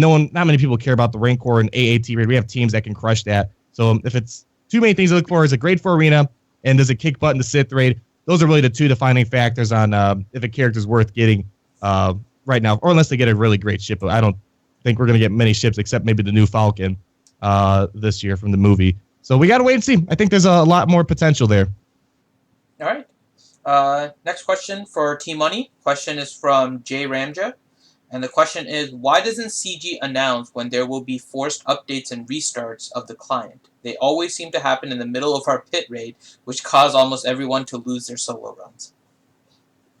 Yeah, that definitely, excuse me, it definitely sucks when it happens in the middle of something, or worse, in the middle of territory wars. Yeah, but you can hold that in your back pocket for an excuse, sorry I fed that tray a team turn meter. Actually, I wouldn't do that because it's like forced closing the game. But I think they stage the updates in kind of across the board around the world. Sometimes there is an alert that there's going to be a client restart, but I'm not sure technically if they can actually pinpoint the exact time of that, or maybe they don't want to, and then they're not able to do it at that point in time. But it would definitely be nice. I don't know why they don't use the in-game chat more for just alerting leaders to certain things. I'm thinking about territory wars when we went from 25 to 35 teams. That would have been a really easy thing to just alert all of the officers, even in the guild, to say that this is coming, even a few hours notice, so that you can prepare your guild, so it's not that much of a shock. But yeah, so we'll see. I think that with this new chat in game, that maybe there'll be a little bit more communication. That's what they've focused over the last couple of months. We've seen, in my opinion, as a communications professional myself, we've seen that the company go from shooting themselves in the foot constantly to like amazing, fantastic communication where all of us have chatted with CG Carey on some stream or show, and it's very personable now. We can't kind of attack people because we know them and they're part of the community. Like, it's just been a huge shift and change. So I think if they could do some of these pieces, that they would. So I'm wondering if there's a technical aspect that it's stopping them from doing it. So I'm wondering with you guys, when they released the TU12 update, I did get a pop-up in game saying that they were going to make an update live at a certain time, and I think it was about half an hour before the update time that I got that in-game message. Did any of you guys get it also? I'm hoping I'm not the only one that saw that. Yeah, I did. Okay. So, I mean, at least it seems like they're trying to make an effort. Maybe it's because the TU12 update was a little bit more planned than some of these client restarts to fix these minor issues. They had a chance to roll it out through all of their servers and whatnot. But it seems like they did make some effort, at least recently, to try something with this. So, yeah, we'll see what they're able to do with that moving forward. So let's go with Warrior again. We're back at the top. So, question from Darth Hideous Warrior. He wants to know if anyone has tried the new join feature in raids. Does it work like the join period in Territory Wars, where you get locked out from the event if you don't join? I don't know if you get locked out, but I have tried it. I actually joined 2 battles yesterday, and it throws your name on with a 0, and then it grays out the ability to go actually in to the raid until the launch time that was pre-established by whoever launched the raid. So they get to schedule it, and then you get to go in and join it. If you don't join, you can still battle it when it launches, but I don't believe you get locked out. I know actually for sure you can actually go in once it launches, but you don't get that auto 0 because you can join at any time. Before, if you join, it's just you're joining and getting a 0. If it's launched and going and you click join, it then will have battle. But the battle has a timer on it, and it won't let you hit battle until the timer is gone down, and that's preset by the individual. So for the question of being locked out, no, you don't get locked out, but you definitely don't get rewards if you miss it. All right. And just to mention really quick, I think some people are getting a little bit of a buffering thing. If you just refresh it, it loads again. So if you guys are getting that, just refresh. I don't know why it's doing that, because the stream is actually coming in clear. So, Oh, yeah. All right. Next question is for Arnold. Question from Danilo Papayas. He says, my arena team is Zeta, Palpatine, leader, Vader, Sion, Nihilus, and Sith Trooper, with Darth Nihilus and Sion at gear level 11, and the others at gear 11-12. Should I put my next Zeta on Sion, Darth Nihilus, or someone completely different? I'm just gonna talk about that lineup because this is something that I've been considering myself, because I have a 4-star Sion gear 11, and one of the things I'm noticing, because I didn't give him the Zeta yet on his unique ability, and I feel like I'm not getting the most out of my Sion unless I get the Zeta on there, because the whole point of Sion's Zeta is to get him to taunt a lot more often than before. So I mean, just thinking about that lineup, I haven't even given Darth Nihilus his 80. I have Nihilus at gear 12, but I get the benefit of him being able to apply the, what does he apply in his unique? It's like a health down. Health down.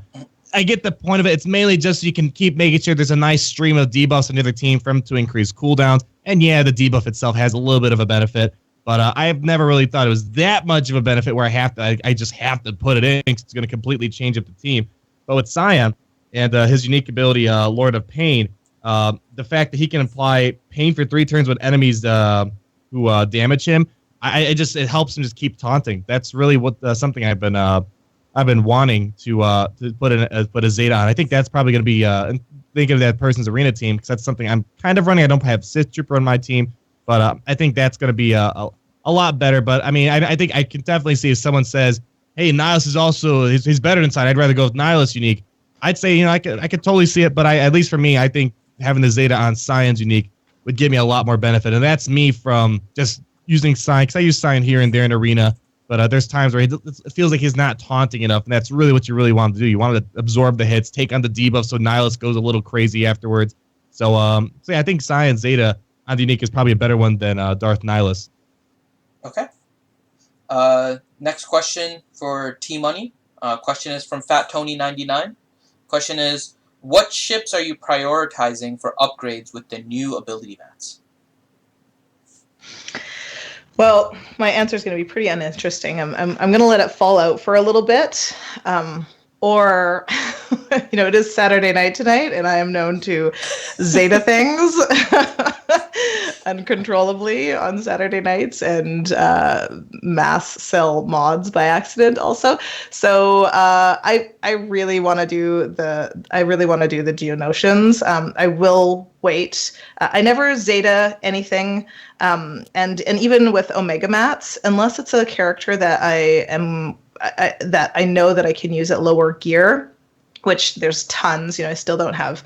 I think my Finn is gear 9. My Finn's gear 9, and I use him, and I'm boss with him. Like, he doesn't need to be high gear. I have a Zeta on him, but typically, I think we need to treat these like Zetas and be just as careful with them. And that's how I've always treated Omegas as well. I don't Omega anybody unless they're going into arena. It's going to be like a very critical team for my roster, and I treat them very carefully. So that's how I'll treat these abilities as well. That said, I really want to do the Geonotions. Spy comes off the bench and forces taunt on two different ships when he's coming off the bench. So imagine what a wonderful ability that is when you're facing a mace team or a super tanky Biggs, and you're just like, nah, I'd rather not fight you right now, like pointless ship who's not going to deal a whole bunch of damage to me anyway. I'm going to take out Vader. And we were talking about this on the Nerf Herder stream. I know good old Maurice, who's in the chat and has an awesome question. Can we please ask that to Alma next? I have the same thought. No worries. He's done the bugs for forever and ever. So we're not completely sure the mechanics, if you can choose your second taunt or if it's just going to randomly select a ship. But either way, I think it's one of the coolest off the bench abilities that there is. So tonight I might do that. to do my bugs tonight. And Sunfax getting a ton more damage, which if you have Retribution on him, if he's coming off the bench with Tarkin, then he's automatically target locking everyone. And there's, turn meter manipulation. There's so much stuff in there. So I haven't done anybody yet, but I might just be stupid and do that because, hey, if all else fails, I'm sure I can muscle my way to the top another way. All right. And just so you know, Arnold, we get a lot of questions. Some of them aren't necessarily Galaxy of Heroes related, and some of them are kind of troll questions, like I know you were just answering in the chat. We save that at the end. Yeah. We have a nice big fun question section, so you can have fun responding to them live on the stream when we get there. So I had to treat good old Maurice's life. He's always trolling me. Oh, I know. He trolls everyone. We love good old Maurice. Like he gets paid. All right. Question for Warrior now. We're back up at the top. Question from Chris Jones. I'm running Emperor Palpatine lead with the Zeta, Darth Vader, Zeta Darth Sion, Nihilus, and Thrawn. Which should be my next Zeta, Nihilus or Thrawn? I don't have Thrawn's ship. Don't have Thrawn's ship, and you have Darth Nihilus, and he's talking about the unique. So this is a good question because I actually wanted to respond to Arnold's, but I also don't want to constantly talk nonstop on the stream either. So now I get to put in my 2 cents on his question too now, because they're both kind of very similar questions. So Darth Sion, his Zeta was important because it basically creates an auto taunt situation. Because as soon as someone does an AOE, i.e., Darth Vader goes first and hits everybody, he inflicts damage onto Sion taunts. So it creates an auto taunt situation, which is really great. And so that one's good. So good job on that one. But Nihilus is really, really good. And like Arnold said, there is a debate as to which one's better. I would say Sion first over Nihilus, but since you have Sion, now go Nihilus. And Thrawn isn't necessary. Especially on that team. What Nihilus brings to the table, it is a simple, silly little debuff, right? It's just some stupid little debuff.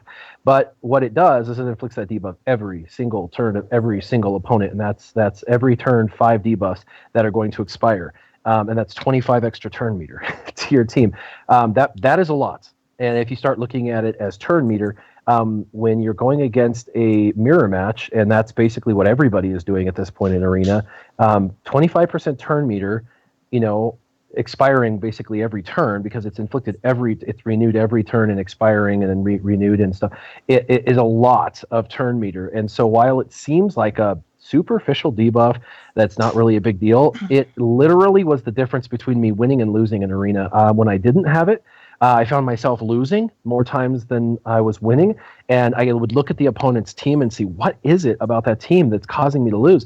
And I'd go through all their teams, and I would see their Nihilist had the unique Zeta. And I was like, that must be the turn meter gained from the debuff, that are being lost. And then I would fight and I'd win, and I'd look at their Nihilist and it didn't have the unique. And then I'd fight another team and lose, and I would see they had the unique. And so then I did my unique, and I started winning 80% of the time instead of 30 to 40% of the time, even with slower characters. So it gives a competitive edge to people who may not have the God mods on your Arena. For me, it's a must. I have to have that. So for me, I would say Nihilus as absolutely. Plus, he's part of the Triumvirate. So, you've got Sion unique done. You really need to finish off the Triumvirate for sure. And that would be the way to go. I will say, though, that Thrawn's Zeta is his unique is really good. Having 100%, counter and the tenacity and all sorts, that makes him far more usable on offense or defense. When he's sitting there fracturing somebody, he becomes much less of a liability when he's, ability blocking people and countering and not taking debuffs as often, and becomes definitely less of a liability with that unique. So there is an argument to be made to do that anyway after you do Darth Nihilus as well. All right. Next question for Arnold. Question from Wargul128. Question: for ships, does a second Zeta on the pilot do anything to the ship? Oh man, the ships. I know Warrior. He knows what happens exactly to the stats. I'm gonna be completely honest. I know the general concept. When you add, for example, I think a Zeta So like the second Zeta on Thrawn. I mean, I don't know the exact number, but I think he gets like one additional speed. He gets some amount of speed, which of course that gives you a little edge in like arena or whatever. So Zetas do affect the ships. It's just what exactly happens, I can't tell you for the life of me. I know the general concept. I know there's a formula behind it. There's like each ship's kind of got a different formula. I think if you go on like SWGOH.gg, they kind of break down like this formula on what happens. Someone actually wrote a whole detailed post. This is like a long time ago. I saw it on Reddit. I don't know where it is now. I actually remember I wanted to make a video about this so long ago, but it's such a complicated. It's not complicated. It's just it's a very lecture based topic to go over. So I mean, I think it really depends if you're adding a Zeta to a character. It does affect the ship, but what character, what ship, and how many Zetas are on that character? That there's just so much that goes into that equation. Warrior, I mean, you're with me right now. What Thrawn? You can confirm when you give Thrawn both of his Zetas, he gets a little bit extra speed on his capital ship, right? They disappear on me. Did I lose him? I think it gets 1 tick of speed each. Yeah, Zeta does, and then the Omegas get it's like 2 out of 3. So if you put if you Omega 2 abilities, then it gets 1 speed. But that extra, if it's only a 3 ability, say a tune has 3 abilities, and you Omega all 3, it's only going to get 1 speed. But if there's 4, then you get 2 more speed from that. I think. Yeah, and I'm reading the comment section. Saber Shark, he says the speed calculation is on crouching rank or FYI. Yeah. So yeah, I mean, if I would totally check it out. I mean, that's I have to double check. That may have been what I read a long time ago, but yeah, these Mamats and the Zetas especially do affect the ships. But it's although it's very microscopic considering there's like no mods in arena yet. I mean, who knows? I hope to goodness. I mean, if they had mods to the fleet arena, it's gonna get mixed up a lot. But this is the adding the Zetas to get speed. That's kind of. That gives you that upper hand, just so you get that 1 additional speed above the opponents. But it's not like you add a Zeta and then like the ship's like bonkers afterwards. I don't know. There's a whole conversation about that. There we go. Thank you. Grim shared the link on there. So yeah, whoever asked that question, I don't know if they're watching right now, but yeah, that's probably the one you want to go to. And then it's a nice little calculator. I'm opening it up right now. Yeah. Here we go. Yeah. This is it. Part of it is that it's not always consistent either. If I remember correctly, Vader. He only needs 1 Zeta in order to... Tarkin. Tarkin only needs 1 Zeta, if I remember correctly, in order to boost Executrix, but Thrawn needs 2. I think it varies a little bit based on your ship and your character as well. So I always reference that same thing, the Crouching Rancor speed calculator. And when you go in there... It's based on total galactic power, and everything adds to the galactic power. And for Thrawn... to get to the next galactic power threshold for the next bump, 1 Zeta isn't quite enough, but the second Zeta pushes him over that galactic power there we go. threshold. So it's like, it's not that doing one thing does it. That's why some of them, you add something like an Omega and it doesn't do anything, and you're like, well, damn it. But then you add the second Omega and it does. It's just because it's raised the galactic power to the very next galactic power threshold, which unlocks the new, extra health, extra speed, things like that. And since Ranger isn't here, I have to say it. That's science. Yeah. And I just want to add with all of the turn meter manipulation that they just added into the ship's abilities, I think that this and I've actually always thought that because we have Reaper, what's the point of giving Thrawn an extra, tick of speed with 2 precious Zetas if you're not going to be using those in raids, really? What's the point of that? Because if Reaper's manipulating turn meter, there's tons of ships that manipulate it off of the bench. So I think I don't think that it's wise to Zeta ships to get an extra tick of speed these days. Maybe, I guess, because they're not starting off the bat. It's your crew ships that are starting off the bat. That's a place to consider it if you're really in a very, very competitive shard. But I don't think with the capital ships it's going to make a ton of difference. Okay. That's just me. Next question for Team Money, and the question is from Comb Cobra. Question is, what do you think about CG catering to lazy players by not having them post a 0 and using a tune for 5 seconds and giving them a join option instead? Well, speaking not as a lazy player, but as a one who's a highly forgetful, I am super into this new join feature. It's also, there's other benefits to the join feature, including diffusing any tension in your guild with people preloading. So, we have a no preloading rule. I've always hated that rule. It's one of, like, we try and run the guild very collaboratively. And so when all of my officers say, like, no, we can't have it's okay to preload rule, I've deferred to that, but I've not believed in it because I don't like any rule that you can't enforce. And did you preload that? No, that's as far as you can go. You can't prove anything. So there will be no preloading if you schedule your raids. You can join, and that posts 0, and then off you go when 8:00 p.m. hits or whatever time your raid starts. That's the moment that you can go in and start on the raid. So that's a beautiful thing.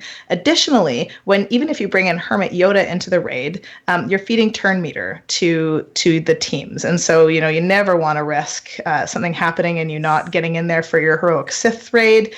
So you're sending in tunes, you're feeding Nihilus and his side's turn meter, and you're reducing your score and just reducing your experience too. It's kind of feels demeaning when you come in and he immediately force drains everyone. It's like, no. So I think it'll be a better raid experience overall for everyone, and it's like one of those things as a leader that's kind of protecting the culture of your guild a little bit, because if someone's a rule follower and their RNG is getting them between 3 and 6 million in P1, and then someone else is consistently getting 5.8 million, 5.8, and that can feel very discouraging. So I'm super into this posting 0 raid thing, and that we can see who hasn't joined. I don't know why they just didn't automatically join everyone. That would have been lazy. That would have been lazy, but yeah, I think it's good. Okay. Next question, I'll kind of open up to whoever wants to answer this one. It's a question from Grim, and the question is, with Traya in the mix now, do you think Sith Marauder may be useful to team up with the Triumvirate now that he is farmable? So I don't know if any of you guys have looked at Marauder with the Triumvirate. Any thoughts on that question? Well, he's stupid annoying, and with an Emperor Palpatine lead, the team's super fast. And the thing with Sith Marauder is he's with Emperor Palpatine, there's a ton of debuffs, and she applies all of debuffs back to them, kind of thing. And so he does hit for a decent amount. I'm unhappy overall. I know he's just a filler character, and so I guess my hopes shouldn't have been as high.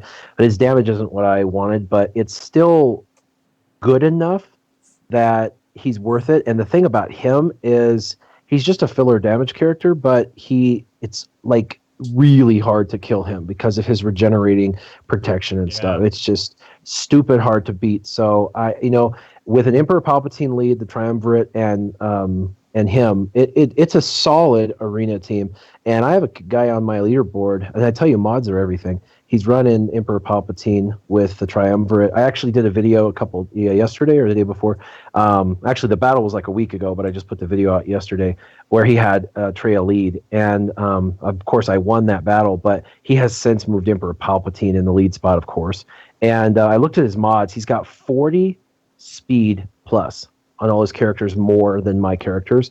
And it doesn't matter whether I run the Resistance, whether I run a Thrawn lead, whether I run the Danger Zone team, whether I run hybrid teams. People are telling me about Rex with Wampa. I can't beat it. I just unequivocally can't beat it because speed. He's 40 speed. I mean, his characters are all over 250, which is just that's stupid. He has 141 plus speed on Darth Vader, and he runs with Darth Vader as the 5th.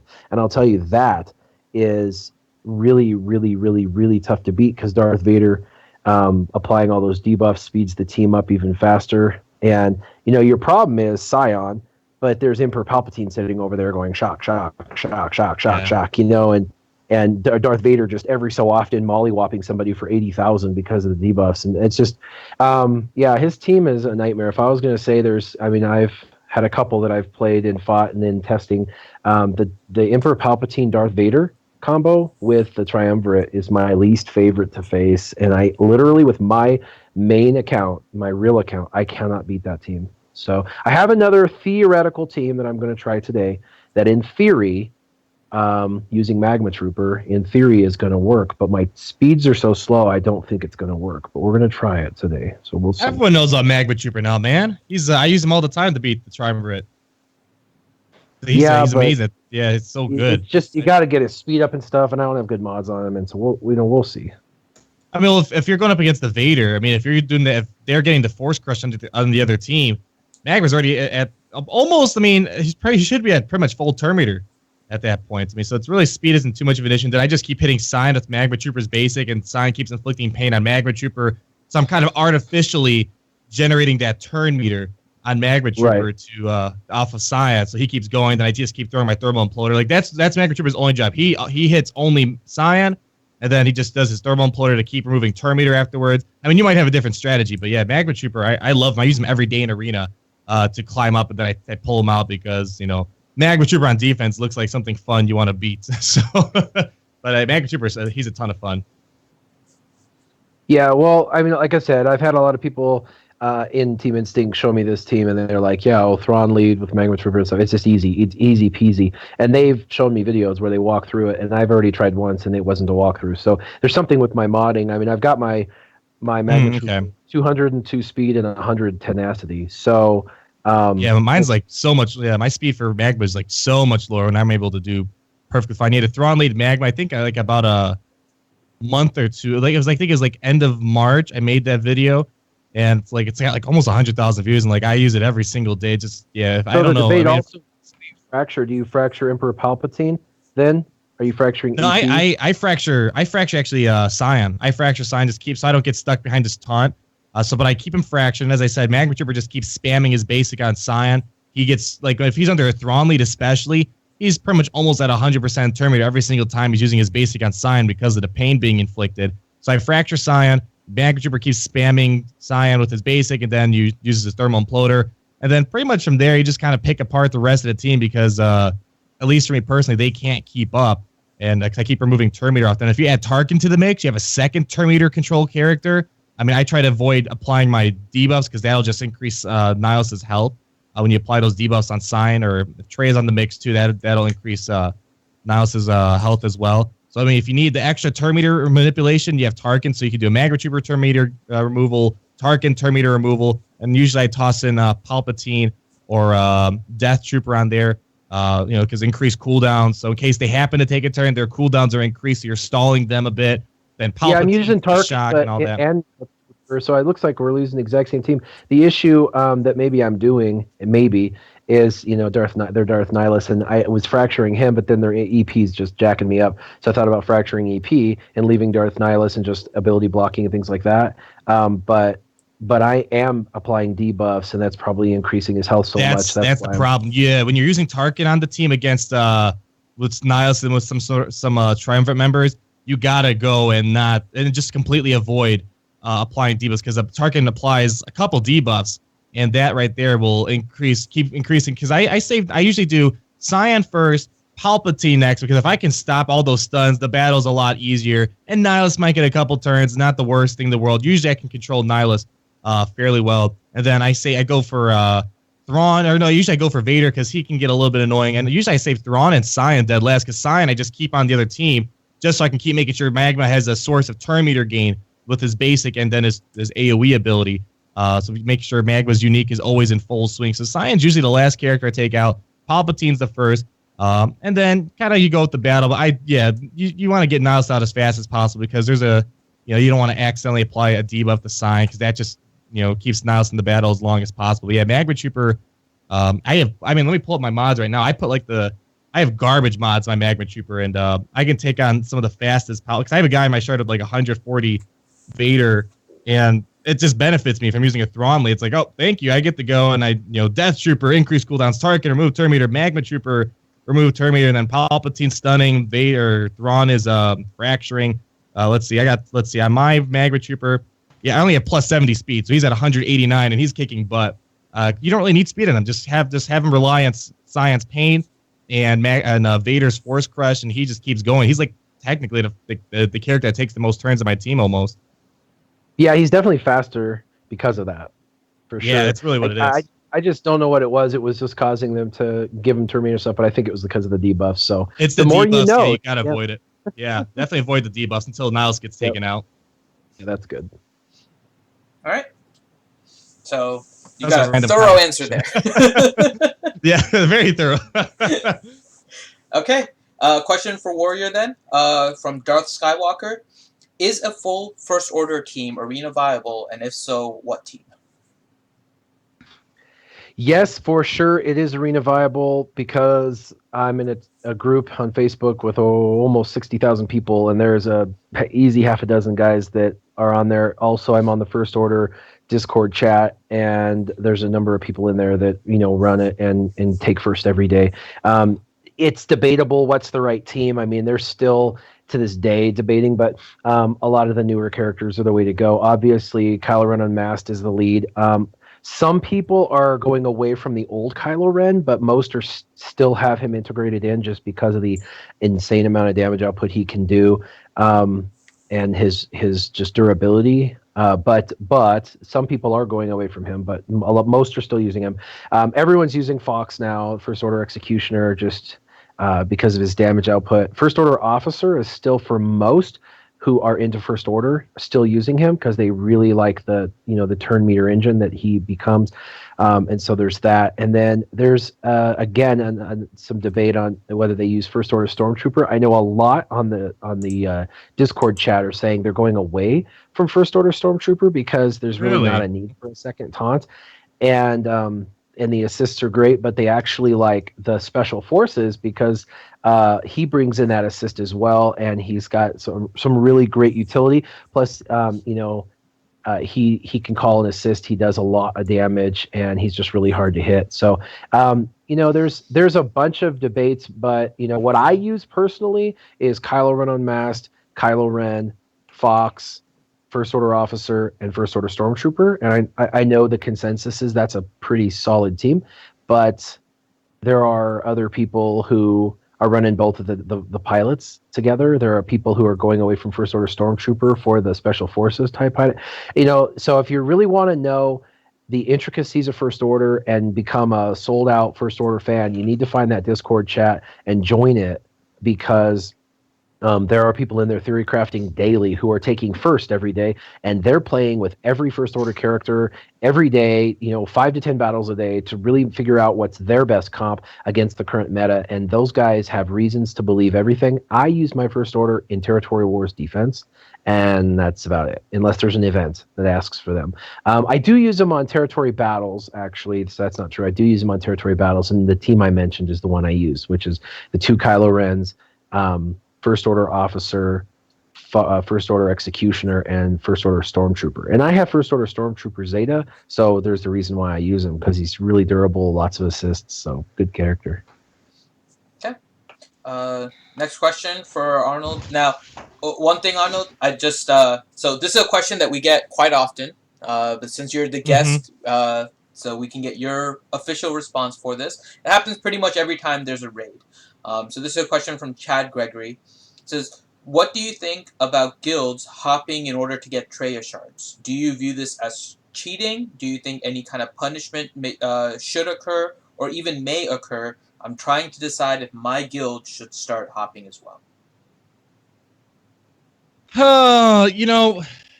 Here's the thing. I think I don't know if they've ever said this like for sure. Maybe Warrior said.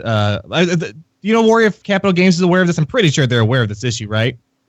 They are, and I know the backside, the front side, where they stand now. I've talked to Carrie, and I've talked to some of the other devs. Yes, I remember this. Yeah. Okay. Yeah, I mean, it's one of those things like, as some of you guys know, I go to law school, and it's like people find loopholes in the system, and it's not technically illegal unless you finally close it and you say you can't do this. I think it's kind of a cheap move. But that doesn't mean I don't think you can do it. I mean, I personally wouldn't do it. But if they're aware of it, I think it's a lot. I don't know. I mean, it's one of those, as I said earlier. If it's not a rule against, if they haven't made a punishment for it, I think it's kind of up in the air. It's kind of the Wild West sort of. It's kind of a lawless area right now. But I personally kind of look down upon it a little bit. I think that's how the the person who unlocked Traya first. I was expecting someone from Team Instinct to unlock Traya first. But I think I don't want to spread rumors or anything, but I'm pretty sure just from like looking at the situation, they like surpassed like all these Team Instinct players, and I think it's because they were guild hopping a lot to getting Traya shards. They were like months ahead of everyone else getting it. So I mean, personally, I would like to see it. They make some sort of rule against it, or they find some sort of mechanic to prevent that. But if there's no rule in place, and it's not like it's not even cheating, because you still have to go in another raid, you still have to participate in the raid, so you're still putting work into it. I don't like the overall idea though, just being able to guild hop your way to getting her. But again, I'm not gonna there's nothing, you can't call the cops because there's nothing wrong about it. There's no rule about it. So it's that's kind of where I stand. It's nothing like I'm passionate about that you're going to see me go out there, but I definitely look down upon it. But it's there's no rule against it, so they found the loophole and they're taking advantage of it. And then I can imagine Capital Games wanting to do something about it down the road, because it's they don't want everyone just constantly jumping guilds to do this, because it's obvious that they're going to release more raids in the future. Raids are a big mechanic of the game, so maybe by the time whenever they release a next raid, they'll have it in place. But if you're taking advantage of the system, you just found a loophole to get it done. All right, now we have Arnold position here. Yeah, it always happens with every raid too, so it's it's I know exactly. I've been Rancor raid, that's when it was the worst. Everyone was like hopping ship, and then AAT raid, same thing. And the Sith, I haven't heard much about it with the Sith raid, but seeing the people who unlocked Traya so fast, like within it was like a month after the raid came out, maybe even less than that. And it was like some guy from Asia or whatever, I can't remember. But it seemed like they were hopping guilds to get it done. But I'm the guy that just likes to stick with my guild and just grind it together with my guild. I mean, if your guild is bad and you think you can do better than another guild, then go to I'm not saying don't go to a whole other guild that can do the Sith raid. Because sometimes like I know some people who are in a guild, they're really good. They have a roster to be in a really top end guild, but they just happen to stumble upon this guild. They were in there for a couple months and they get all sentimental. They kind of you get to know some people and they're like, I don't know if I want to leave. I feel like a jerk if I leave. And if you think you should be in another guild because you just have a good roster and you think your guild's holding you back, that I'm totally fine with. But just jumping from like 500 guilds a week just so you can get the Traya shards, that's the thing I look down upon. It's like, all right, you're manipulating the system a bit. It's not completely wrong, but it's something that I personally wouldn't do. But it's not my number one concern. But I have a feeling that Capital Games, they are aware. If I recall Warrior talking to them about it, so probably down the road they'll get that fixed for whenever they decide to release the next raid. Okay, and so now we are at that time in the show where we jump to the fun questions. And since we were just talking about that, let's jump into the first question. Arnold, from good old Maurice. Is it true that you posted a 0 in today's heroic AAT because you were on a YouTube stream? Are you aware that we can't beat it without you? Hey, I got him back in the chat. I roasted him pretty good. When we were talking, I always wait for phase 3 because I don't like phase 3, that's like the easiest battle for me. I just put my Jedi training raid team in with BB-8, R2, Thrawn, and CLS, and I can auto the whole entire phase 3. So I did go ahead and do a phase 3 solo, good old Maurice. I did do a phase 3, and then later on he replied, oh man, facepalm, I just looked at it now. He doesn't give me enough credit. Always give me crap. That's what Good old Maurice does, and that's why we love having him in the chat. All right. Next question for Warrior from Wargul128. Question, what is a meta team using Cup? There is no meta team with Cup. And there you go. No, you could. Hey, Cup with Traya, Nihilus, Sion, and Palpatine lead. That can kick some serious butt. It's all because of Cup. So that's your meta team with Cup right there. No, Cup Extra shoots stuns. Traya in the back. She shoots Traya in the back, and then he runs off. There you go. The real hero in Galaxy of Heroes. Yep. All right, T-Money. Will young Lando end up being the lead of choice for Scoundrels? And that's from Mike Hunt, who's normally with us, but he's spending time with family today, but came to troll the chat. Oh, goodness, I hope so. I saw the movie yesterday. No spoilers. Well, I don't even like people to tell me whether movies are good or bad, but if you don't like this movie, I will disown you. I love it. It's really great. Yeah, I would love to see Lando as a leader for sure. All right. Question for Arnold from Nathaniel Miller. When can we expect an update to your fleet ranking table? Yeah, I made that table. It was like February or something. I think it's gonna be a while. I need to learn more about the ships. I have an idea of what ships are good, but I don't want to. Those videos I kind of wait for a while to update them and to make sure I have a good opinion on them. But I'd probably expect at least within the next month, once ships is finally fully settled in, I play a lot more ships, get a better idea. I think, give it about 3-4 weeks, and then I'll make another full other video, and then I'll have it updated on the website that I have, because that's where the table currently is at. But right now, the table is it's 100% outdated, and I probably should just take it down for the time being, because it's not going to be helpful at all right now. There are some ships that stayed in the same spot as before, like Biggs. Biggs should be just in his own category, I think, at this point. But yeah, it's going to be about 3 weeks or something like that. Let ships fully settle in. I'm not ready to make a top 10 ships vid only after a couple days of this patch being live or whatever. So we got to let it settle, and then I'll definitely get that updated. Okay. Next question for T-Money. Question from Chrome Cobra. If you could drop kick a Jedi twice, who would you choose? Ooh, Eth Koth, hands down. I have a personal vendetta against that guy. I came into the game and just saw oh, Grandmaster Yoda, he must be the best character ever.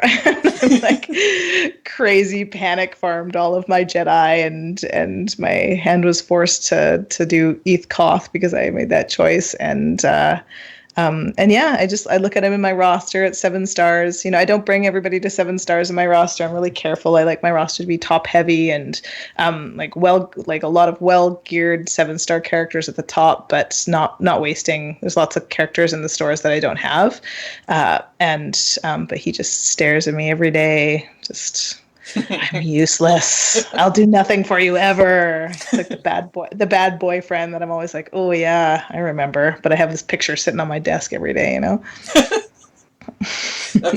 Okay, so that just put a creepy image in my head. Okay, let's go to the next question. So, next question from Chrome Cobra, but he directed it at me. But Warrior, this question always comes to you normally, so I need your help with it. Who would win in a left-handed arm wrestling match between T-Money and Arnold?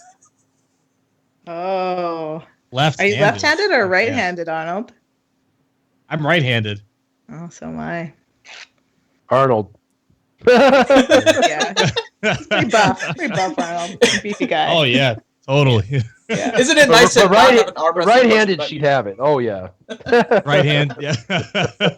Don't want to know I don't want to feel the wrath of T-Money right there. But the left hand, I mean, it's not my strongest hand, but I could probably, if it's not your strongest hand either, I might have the upper hand there. All right.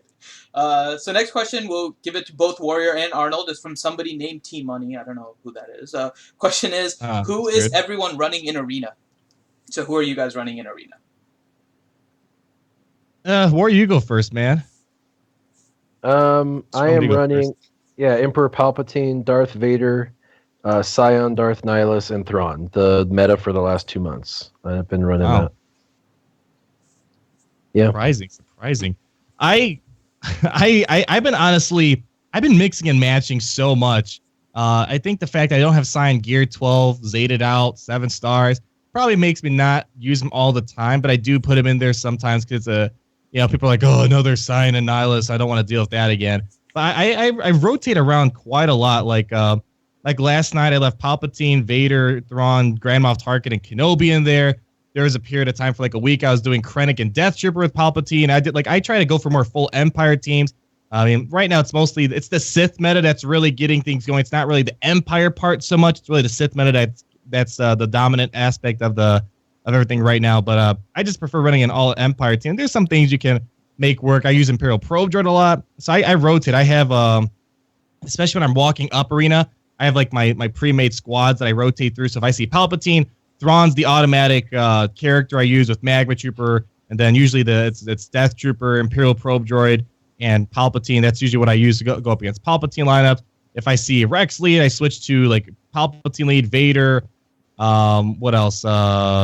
Thrawn, Probe Droid, and usually Shore Trooper, so another full Empire team that just goes over Rex teams because you have that Probe Droid removing buffs constantly and then keeping the target lock on. So I rotate through quite a lot. There's a lot of fun stuff, and whatever I am playing with, didn't fall down too much, except when I was doing Krennic and Death Trooper and no tank on the team. That was pretty horrible. I went from like the top whatever was 10 to like almost to the hundreds the next day. I was like, all right, I'm never doing that again. It's cool. People want to see if there's Krennic and Death Trooper. That sounds cool, but it's not.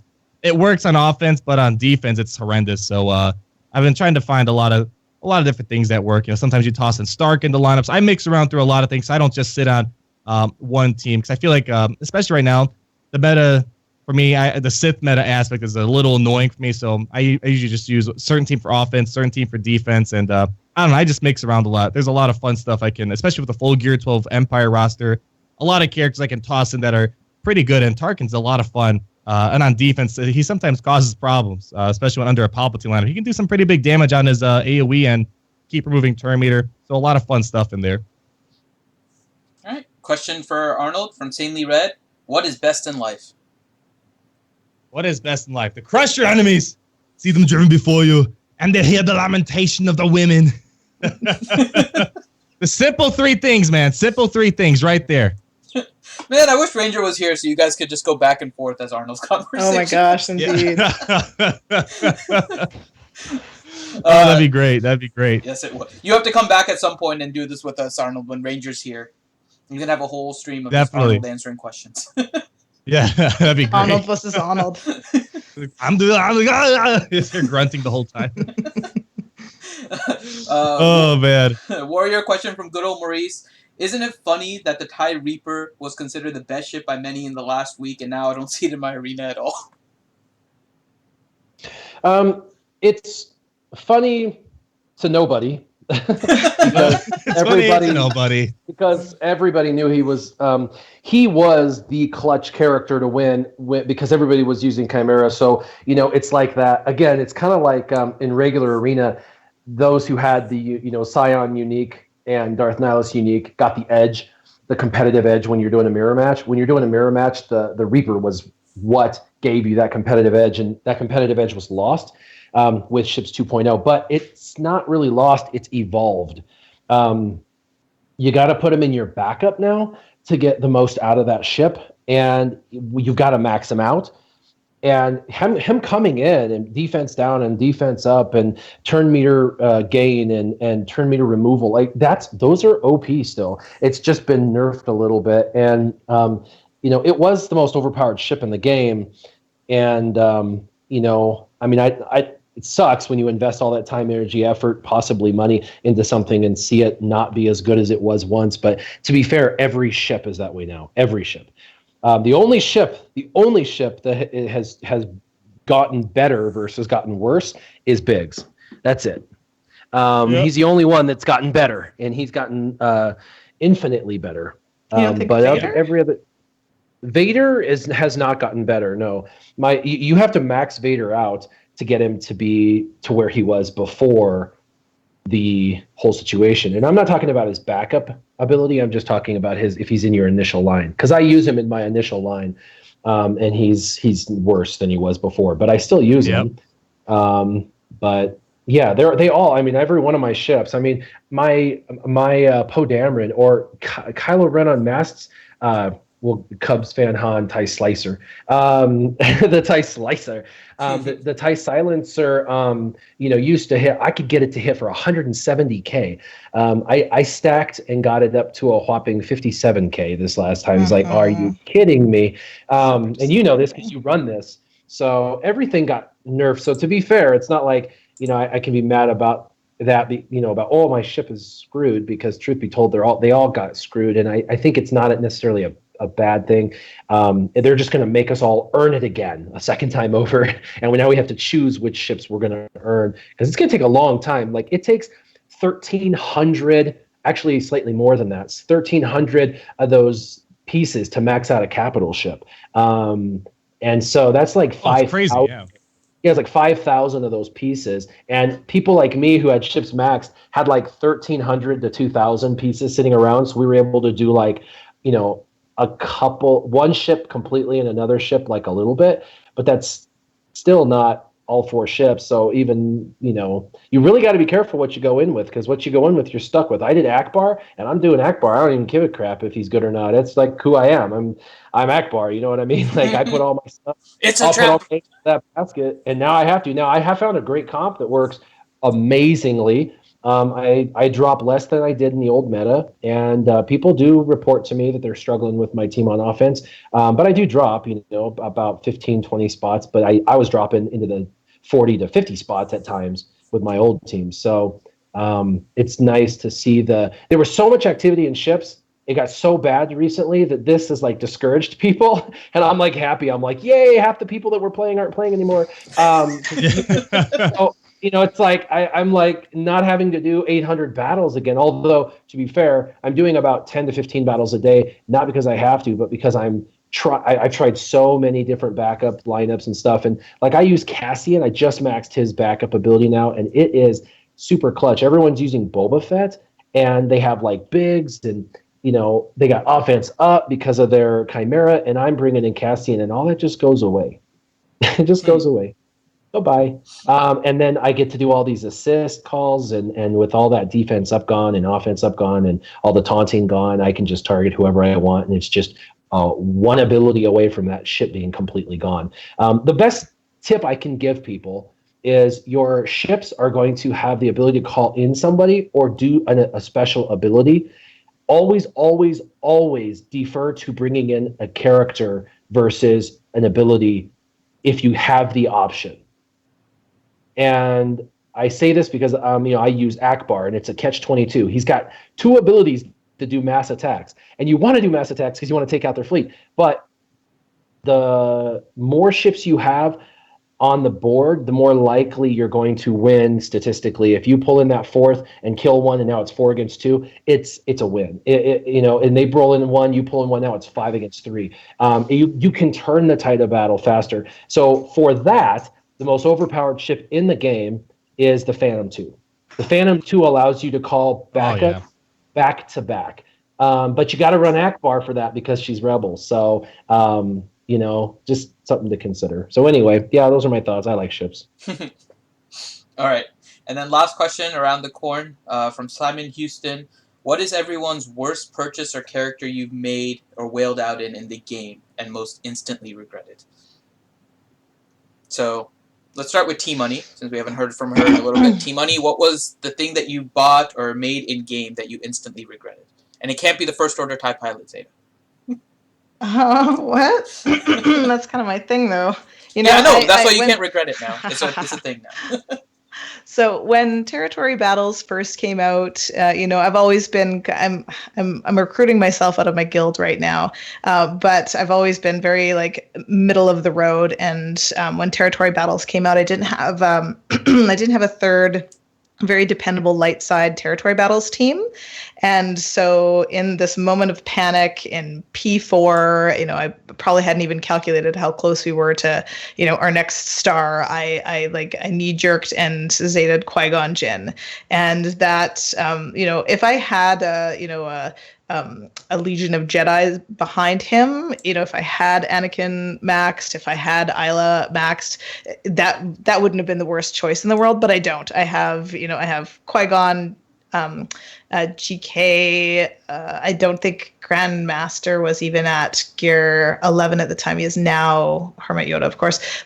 But most of them were just enough to get Grandmaster Yoda from the Legendary event, and then I really liked Ahsoka Tano, and so I got her to gear 10. But the rest of them were just crappy. So that was that was a lesson learned.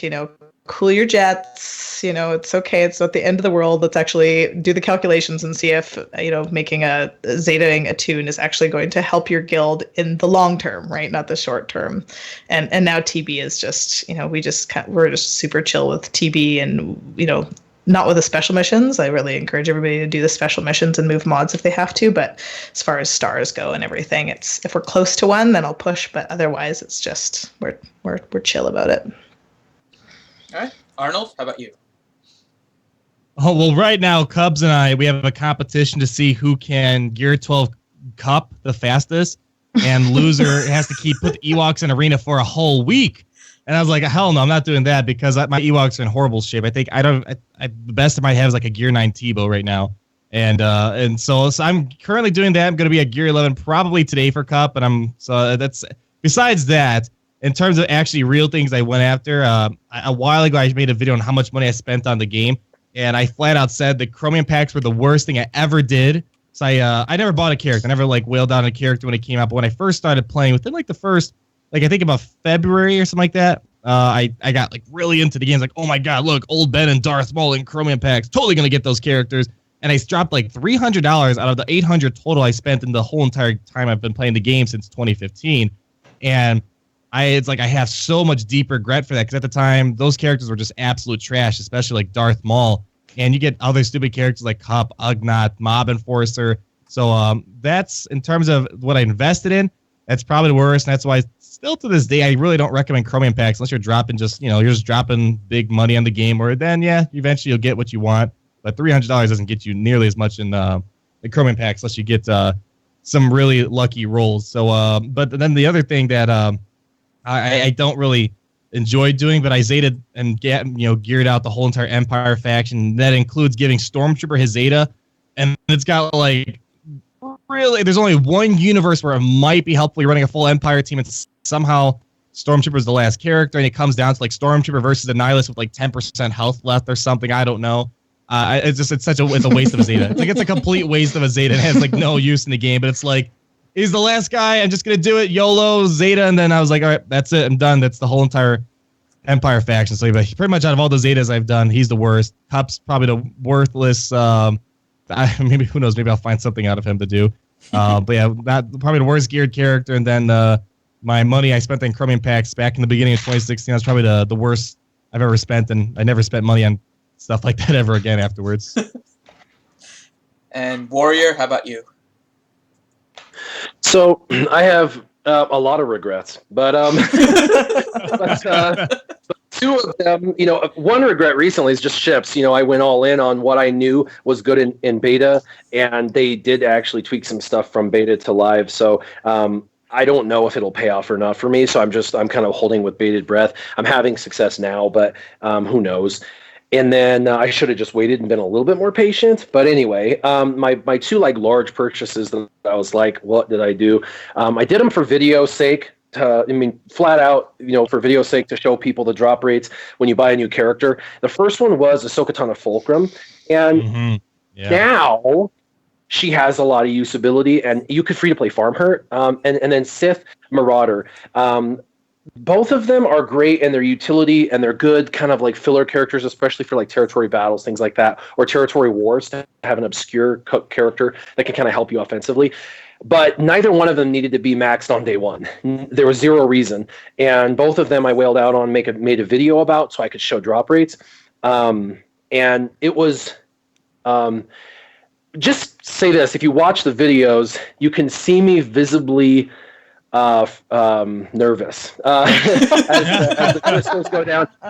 There's a number of people that comment that are like, you look stressed, bro, and it's like, I am, because they both cost one cost like $280 or $270, something like that, and the other one was like $240. I don't know, but either way, it was like $250 a character, and my God, you know what I mean? Yeah. And then you get it 7 stars, you max out the gear. I mean, you pay $250 to get it maxed out. You're putting it in your favorites and you're maxing out the gear. Like, that's just, you're not going to not, because you're an idiot if you buy a character for $250 and don't use them.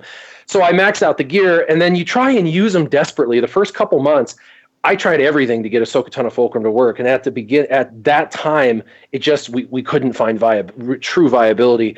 Mike Hunt, if he was on here, he would argue with me, but because he did the same thing. But see, that was confirmation bias on his end, because he had spent the same amount, and he was like, "She's gonna work." But those two characters, I did it for a sake of showing drop rates, with hopes I was going to get an OP character that I could use. And then what happened is both of them sat on my bench for the most part for the first 6 months, and even now I use them limited, and so that's a lot of money. The only other character that I went all in on was Sion, and I just knew Sion was going to be arena viable unequivocally, and so that's one I don't regret spending 200. He only cost me 220 only. Oh my God. Which I know.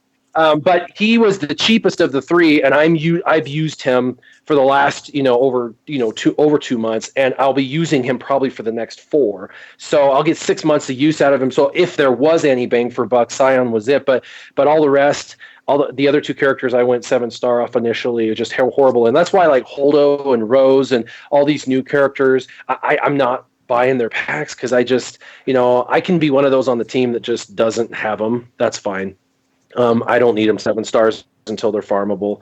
It's just too much money for a character to not know whether they're going to work or not. Yeah, and luckily I stopped mine in the middle. My biggest regret was right before Heroic AAT came out and everyone was theory crafting.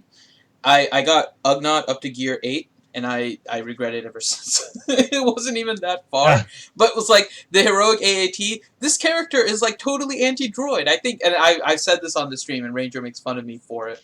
Like I think I'm a Gundee, and Ugnaught are going to have a lot of use in the Heroic Sith raid, or in the Heroic AAT raid when it comes out, and then Ugnaught had maybe a little bit of use at Phase 3 if you put him like under an old Ben lead, and Ugnaught was just dodging like crazy, but other than that, it was awful. And I instantly It's also eat Koth. Yeah. We did. Koth was part of that because he's, auto stun on the guaranteed stun on droids. Yeah. Eat Koth I had from the Yoda event, though. It's terrible. awful. I want to drop kick him too, like T-Money. But maybe if we max them and put them all together, then I'll regret it even more. Get on that, Finn. No, I'm not. That's not happening. I don't need more regrets. All right. So that concludes this Jedi Academy. So we'll let everyone kind of pimp their stuff. Warrior, I think you're probably getting ready to work soon, right? So I'll let you go ahead and do yours.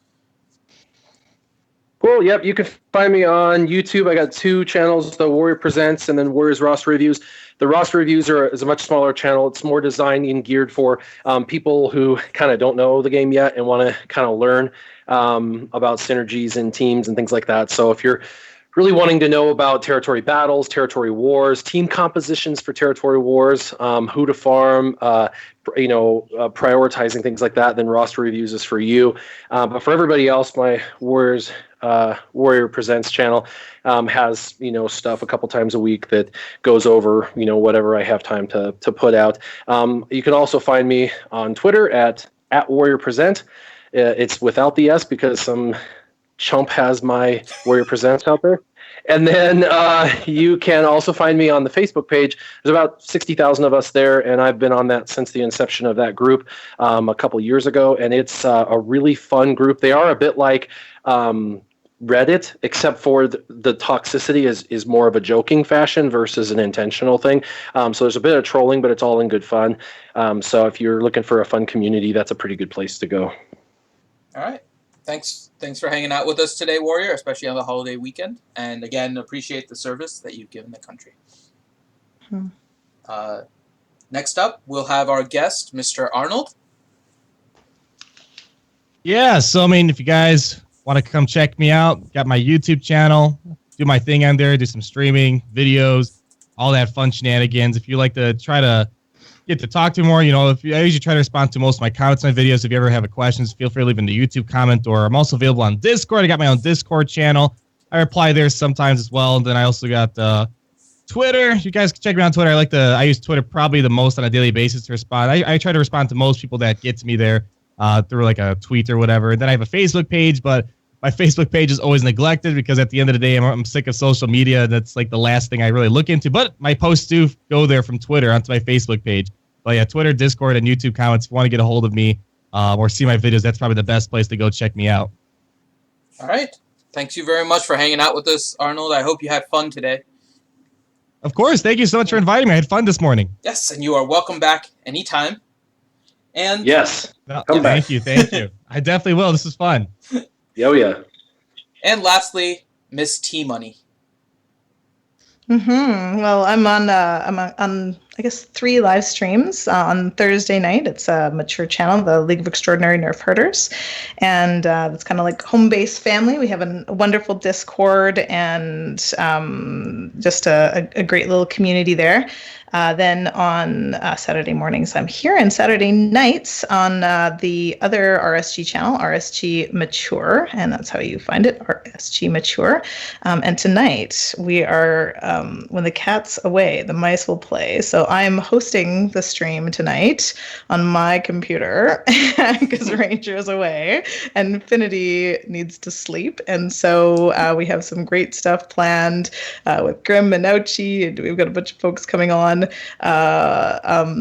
playing some games and having some fun as we do. Lots of requests for songs, so I don't know. You never know if the ukulele is going to come out or not. We can always hope it's not. And then, gosh, 2 weeks ago now, I can't believe it's that long ago, good old Maurice and I launched Operation Metaverse, which is a new channel focused on this game and then expanding into others. Oh, look, here's my child. Give me a second, buddy. And we launched with with the help of Mecha Rogue, who's one of the lowest GP players in my guild and a record-setting Night Sister lover in the Sith raid. We launched a video that was the first video on our channel and has 50,000 views. We have 1,500 subs from that.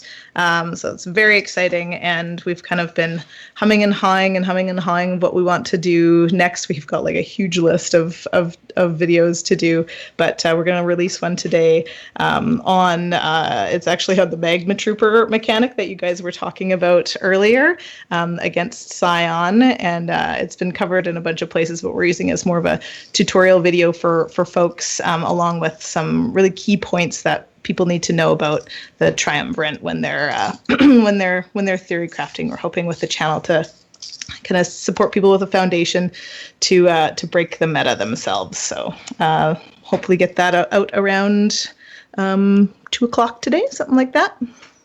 All right. And what stream could be better than one that had 2 game changers on it? 3 game changers. Ramon, are you there? I see you hopped onto really? the Skype. He's like, I've been sitting here. I was actually just going to say hi to everybody after the stream, but okay. say hi to everyone out there, Ramon. Hi, everybody. Yeah, I saw that Chris was on here, so I had to jump on and say what's up. Yeah. Yeah, Wish you were here earlier, man. I wish I was too. I'm at work today, but yeah, I mean, we'll be streaming tomorrow night on my channel at Ramona Zob. So if you guys want to check it out, that'll be around midnight tomorrow. And yeah, I mean, I'm going to be covering some stuff with these new characters, Han and Kira.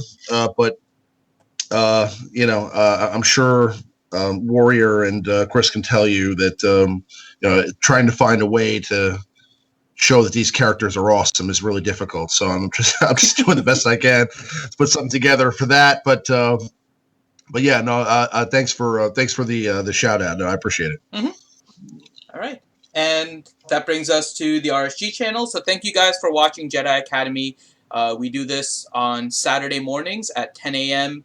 Eastern time, pretty much every single week, minus a few holidays here and there. So we're up to episode 61 now. So we're getting up there. So thank you all for been watching us for this long since we started with the Smithy D channel. If you've been with us since then, like Warrior mentioned at the beginning. The other streams we do are on Wednesday night at 8 p.m. Eastern Time, where we go through the news and notes from the last week, and we try to bring you everything that we can and tell you the RSG crew's opinions, because we're all a little brain damaged, and of course you all are amused by our stupidity. And so last week we actually had a discussion on the ships and all the new content that came out, so it was a big week for us, so check it out if you haven't. Also, as T-Money mentioned, Saturday night on the RSG Mature channel, we have a little bit more of an adult oriented Star Wars Galaxy of Heroes stream with a lot of fun and games and some drinking going on. So if you guys want to check it out, find the RSG Mature YouTube channel, and then you guys can hang out with us tonight at 10 p.m. Eastern Time. And during your lunch hour, if you want some entertainment, at 12 p.m. Eastern Time, we do our regular lunch stream where we do some roster reviews, we have some fun, and on Tuesdays, we try to have Mike Hunt's sweary daughter, on to evaluate eyebrows. So definitely check us out on the lunch stream if you guys want to have some fun. And with that, I am Infinity, filling in for Ranger today for the RSG crew. Signing out, and thank you all for watching Jedi Academy. Please make sure to give us a thumbs up and subscribe to the channel. Till next time.